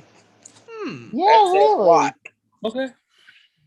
Just like we also had Mr. Buck Fumble, Mark Sanchez quarterback a game for us last year. No, God. That was last year? We have to be reminded of that. Or maybe it was 2 years ago. I can't remember. All right. Next game is Sunday Night Football, Buccaneers and the Saints at Raymond James Stadium. Oh, God. This Tampa is going to be an absolute blowout because the Saints suck this year. They're rebuilding. Give me the Bucks. Give me the Bucks 31-10. Bucks 34-13. Give me Tampa Bay in this one, 38-10. I'm going to use your score, Steven. 38-10. Okay. I think Saints will win because I hate TB12. I can't even try.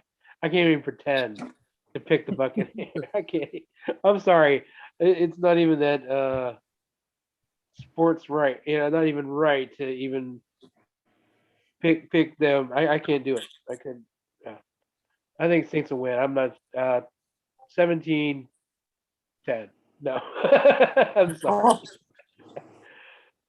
TB12 gets under my skin. I can't help it. Yeah, he gets under my skin How many too. But balls inflated or deflated, and that go from there for the score. Okay. Sorry. All right. And then the final game, Monday Night Football, the Bears and the Vikings at Soldier Field in Chicago. Oh, really, Minnesota? Another primetime game. Another game where you there's know going what? to be some drama. I'm going to go Chicago. I'm going to go Chicago 24, the Vikings 21. I'm going Chicago too.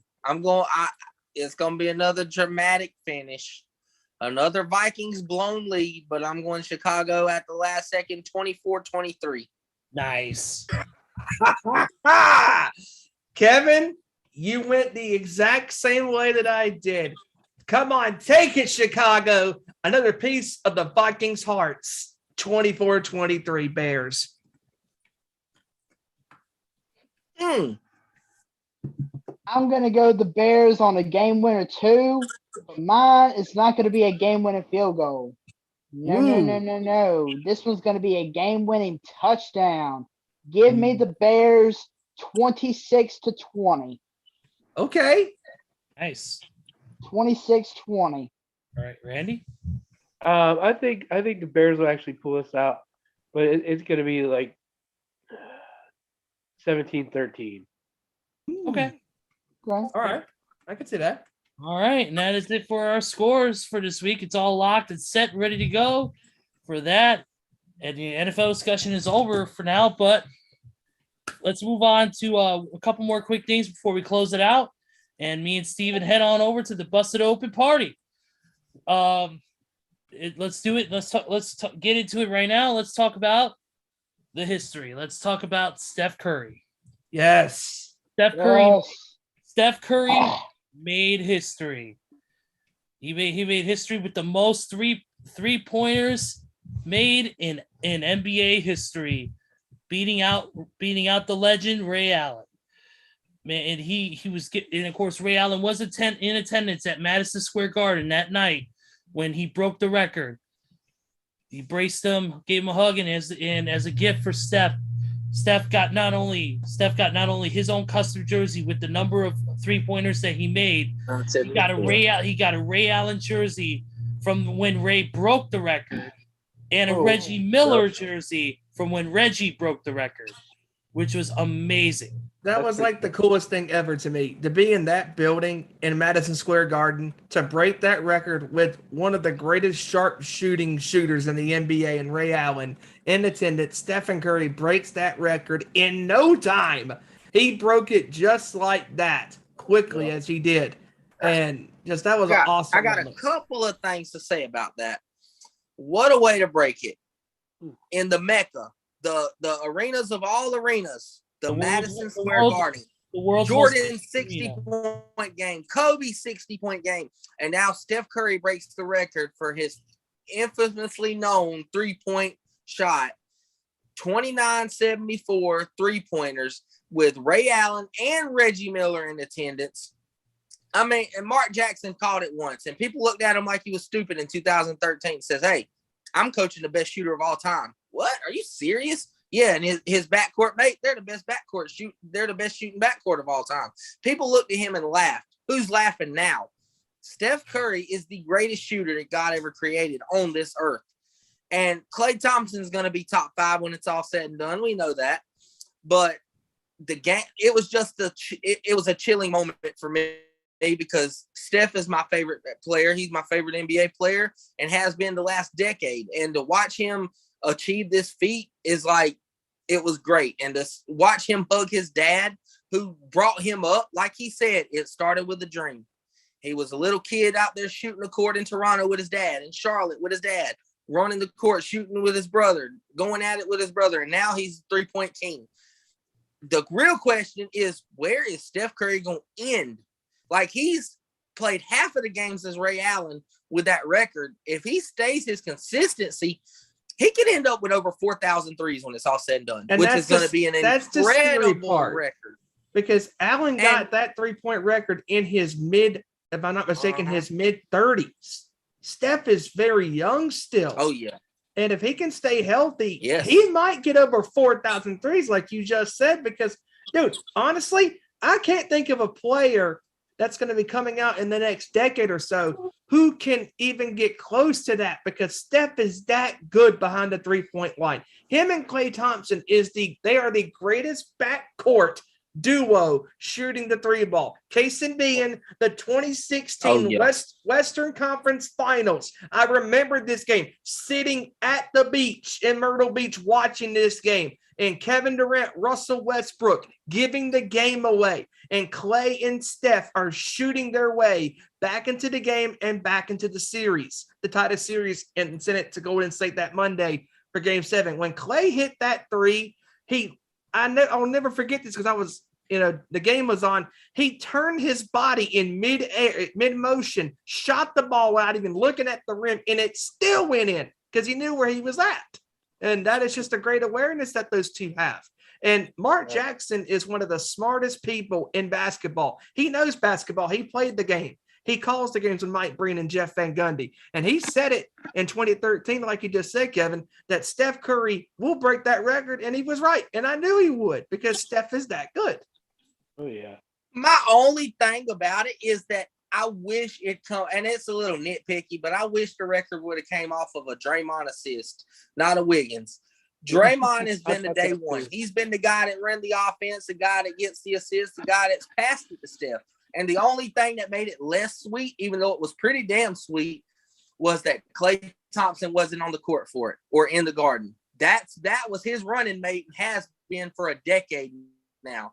Like, him and Klay have been day ones with Iguodala and Draymond, and that would have made the moment twice as sweet, just to have that moment with Klay Thompson on the court, his backcourt mate. But I will say, Steph is very appreciative of it, because he bought Draymond, Iguodala, and Klay all brand new Rolexes after the game for his feet. Oh, yeah. And as a basketball fan and a Warriors fan, I'm glad he went ahead and accomplished it too, because I'm going to keep it real. The last 4 games, that offense has struggled, because you could tell it was so much pressure mounting on. Come on, Steph, chunk it up. Just chunk it up. Just chunk it up. And then it's like, their offenses was sluggish and slow and couldn't do nothing. They lost to Philadelphia. But now that he broke that record, and you can watch it in the second half, after that was over with, that Golden State offense is back to looking like the Golden State offense before he got close to the record. And that's a good thing. And one last note I'd like to add that was pretty funny.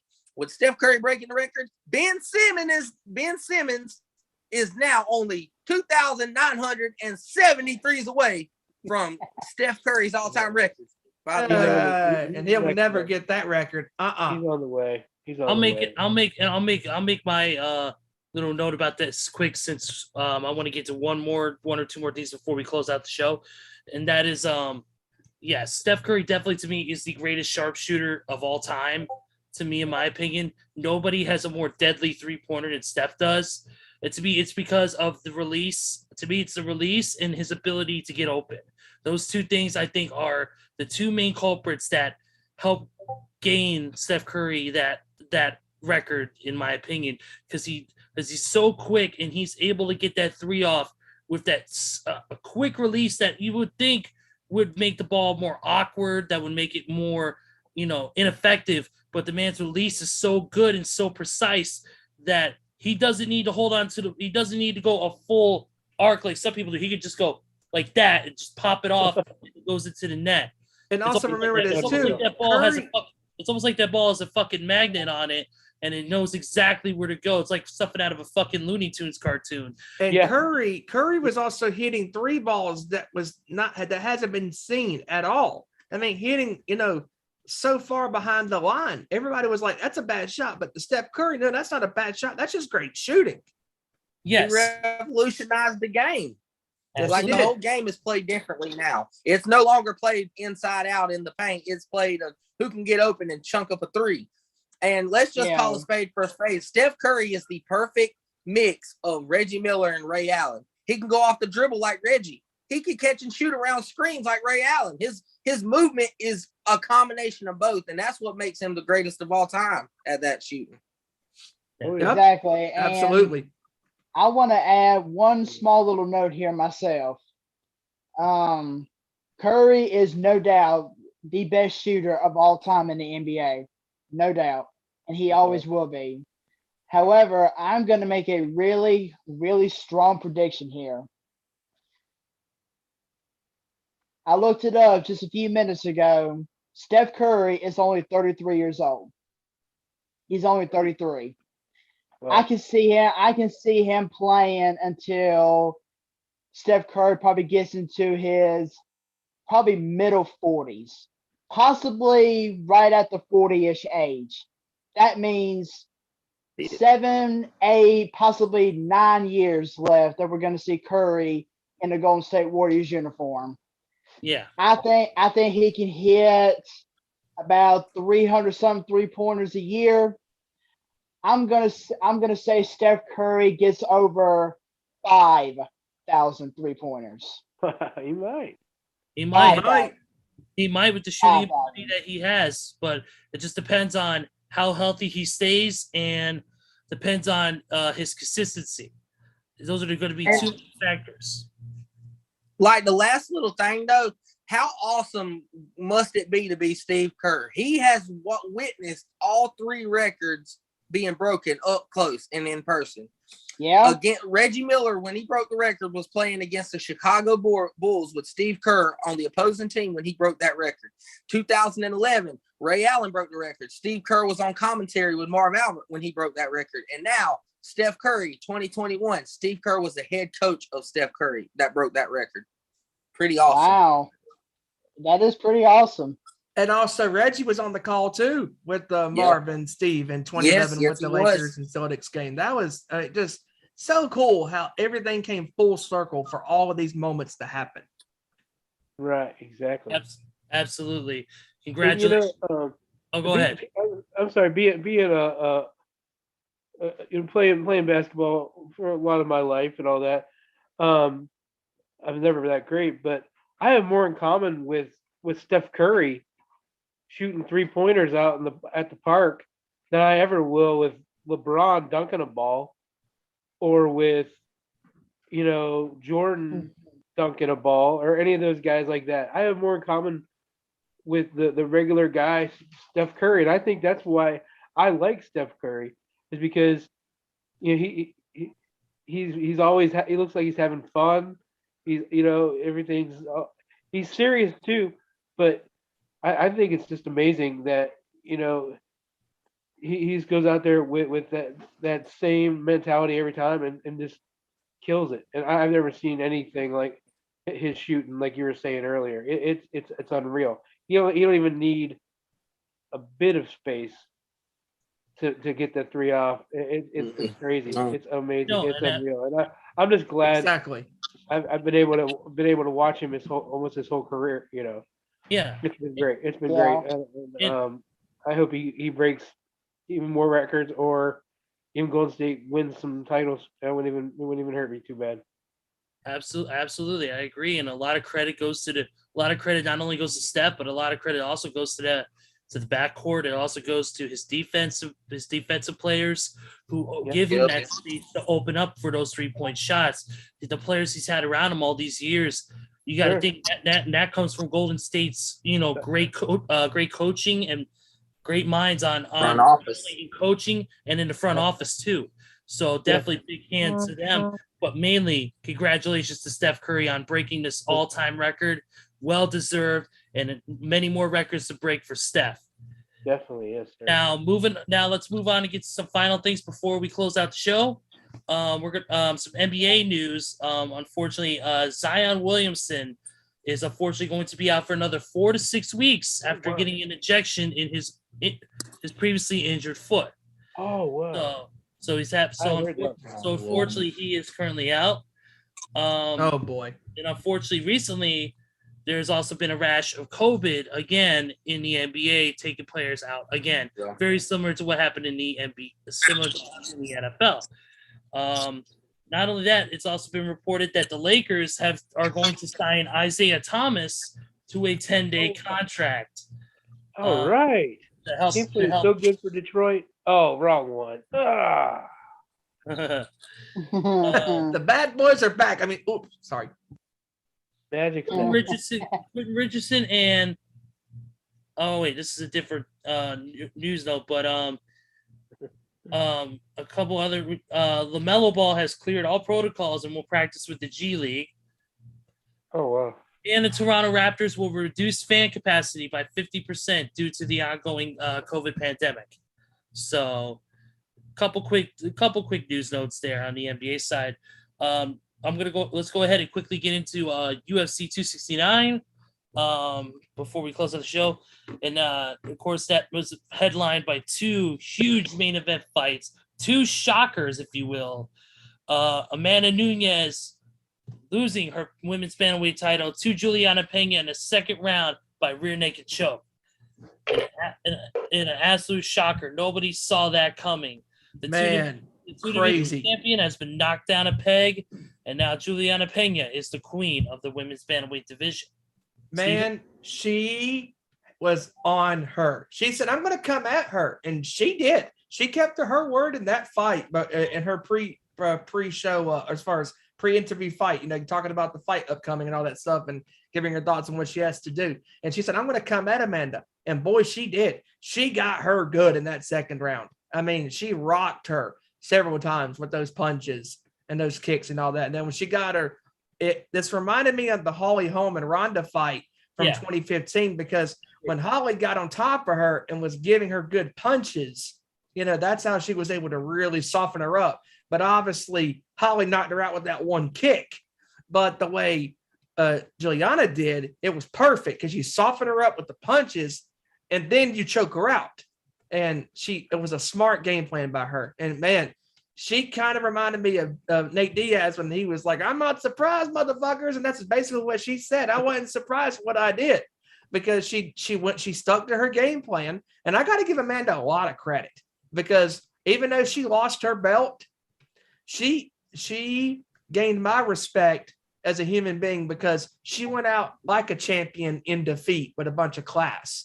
She was like, "Look, I'm not surprised what she did, because she's a great fighter, and she's battle tested, and she came at me with all kinds of aggression, and congratulations to her." And she was very, very gracious in defeat. Absolutely. Amanda Nunes, unfortunately she lost the belt, but she was gracious in defeat, like you said. But Juliana Pena brought it, came through, was great with her combinations, great with the kicks, and choked her out and won the belt. Congratulations to Juliana Pena. And also, Charles Oliveira retained his UFC lightweight title over Dustin the Diamond Poirier with a submission, third round submission, 1 minute 2 seconds with a rear naked choke. Charles Oliveira proving once again why he's one of the baddest in the lightweight division. And that second round was great between those two guys. They went at each other. It was awesome. And that third round, it was a quick third round, because Charles knew what he was doing, with Dustin, and he got him where he wanted him, and he took him out. And not surprised. Dude's really good. Absolutely not. Congratulations once again to Charles Oliveira on that one. That was like you said, that second round was a battle. That was great striking by both men. Both men came at each other. But that third round, like you said, it was very quick. Once that choke got in, it was over. But and also congratulations to all the other winners on the card: Jeff Neal, Kai Kara France, and Sean O'Malley on the main card, and of course Dominic Cruz winning a unanimous decision fight on the preliminary card on ESPN Plus. But that's pretty much it. Final thoughts from everybody. Let's start with Ray. Randy, you mean? Randy. He forgot my name already. I'm already ready to party, and I'm not even there. So I look like Bully Ray or something. Is that what it is? No. You You look at a different Ray. I don't know who it is, but we'll figure it out. After the show's over. But yeah, I was gonna say I didn't watch the UFC. I actually watched Final Battle, Ring of Honor Final Battle, Yep. which was amazing. I've always been a Ring of Honor guy. I've liked Ring of Honor. Yeah. I used to go when I lived in Ohio a long time ago. Before I moved down here, I would go watch them in Dayton. My brother went to Ohio State. I'd go down there and we drive to Dayton to watch it. And I've always been a Ring of Honor guy. I've seen him about 10 times, and it was a great show. And it's sad to see him go. Hopefully it can come back, maybe Absolutely. better than ever. But it's worth it to watch. Steven and Ezra. I know you guys like ring. Everybody likes wrestling, of course, out here. But just for the FTR Briscoes thing, that Yes. gave me every goosebump. It And was speaking of giving unbelievable. goosebumps, while we're on top of wrestling as well, that match last night between Bryan Danielson and Hangman Adam Page for 60 minutes. Oh my God, that was so good. What It a was war! amazing, What a yeah. war that was, man. That was a physical, Those guys were hard-hitting affair. wow, they were getting it. Hangman Yes. Page was still good to go at 60 minutes. I think he had a lot in the tank, but good show, guys. Thanks for having me again. I appreciate you guys, and I'm gonna sign off. You guys all take care. Kevin, I'll see you around. All right, Randy. Thank All you. right, Randy. Randy, Guys, all thank you take so care. much, buddy. Thank you for joining Yeah. us, and we'll see you next week. Belt. Let me see that belt real fast. Let me see Oh, that. okay. Well, damn. Classic you- Ring of Honor World Title. Not only that, I was at C2E2 this weekend. Uh-huh. Past weekend, Uh-huh. signed by CM Punk. Damn. Nice. Nice, bro. Wow. Oh, that is so awesome. Yep, That is- absolutely. That is unreal. You're a lucky cat. Thank you. You guys, hey, Nice. all you guys have a great night. You guys take care. All right, y'all. thanks, Randy. All right, All right, Randy. See you next Bye. week. We'll see you next week. All right. Yep. Bye. All right, guys. It was Randy. All right, Joe. Final thoughts. Another great show with you guys. I'm just thankful that I get to do this every week with this amazing crew that we got here.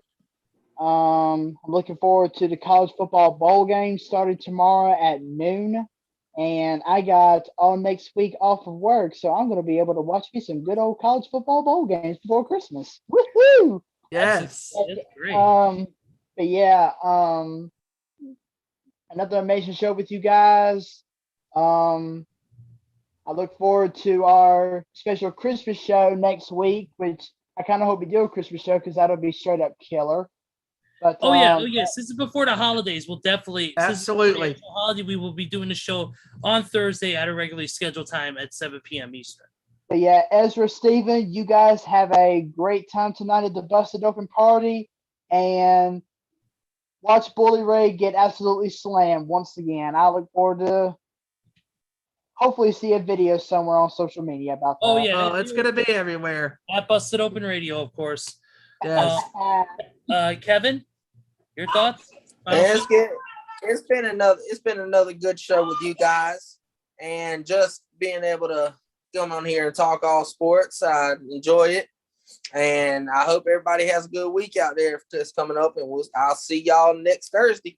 Absolutely, Steve. Man, Steve? as always, another great show with you fine gentlemen talking all things sports, and can't wait for another great weekend of football. And tonight, it's the night that we party because the Busted Open Nation is going to come together for the Busted Open Nation annual virtual party, holiday party. If you want to sign up, I'm pretty sure there's still some, it's available, SiriusXM.com/Busted Open Party. Sign up, get your food, get your drinks, your daddy sodas, all that fine shit, and let's party the hell out with Dave LaCreca, Bully Ray, Tommy Dreamer, Mark Henry, and everybody else. Gabby, everybody. It's going to be awesome. And they're going to have some guests on there.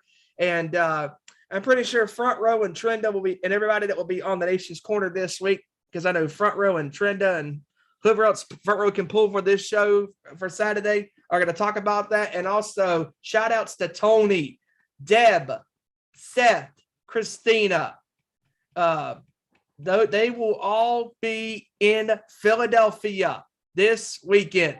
John's going to be there. Some of them are going to be in Philadelphia this weekend for the convention with Bully and Dave and the Battleground Wrestling events happening that night.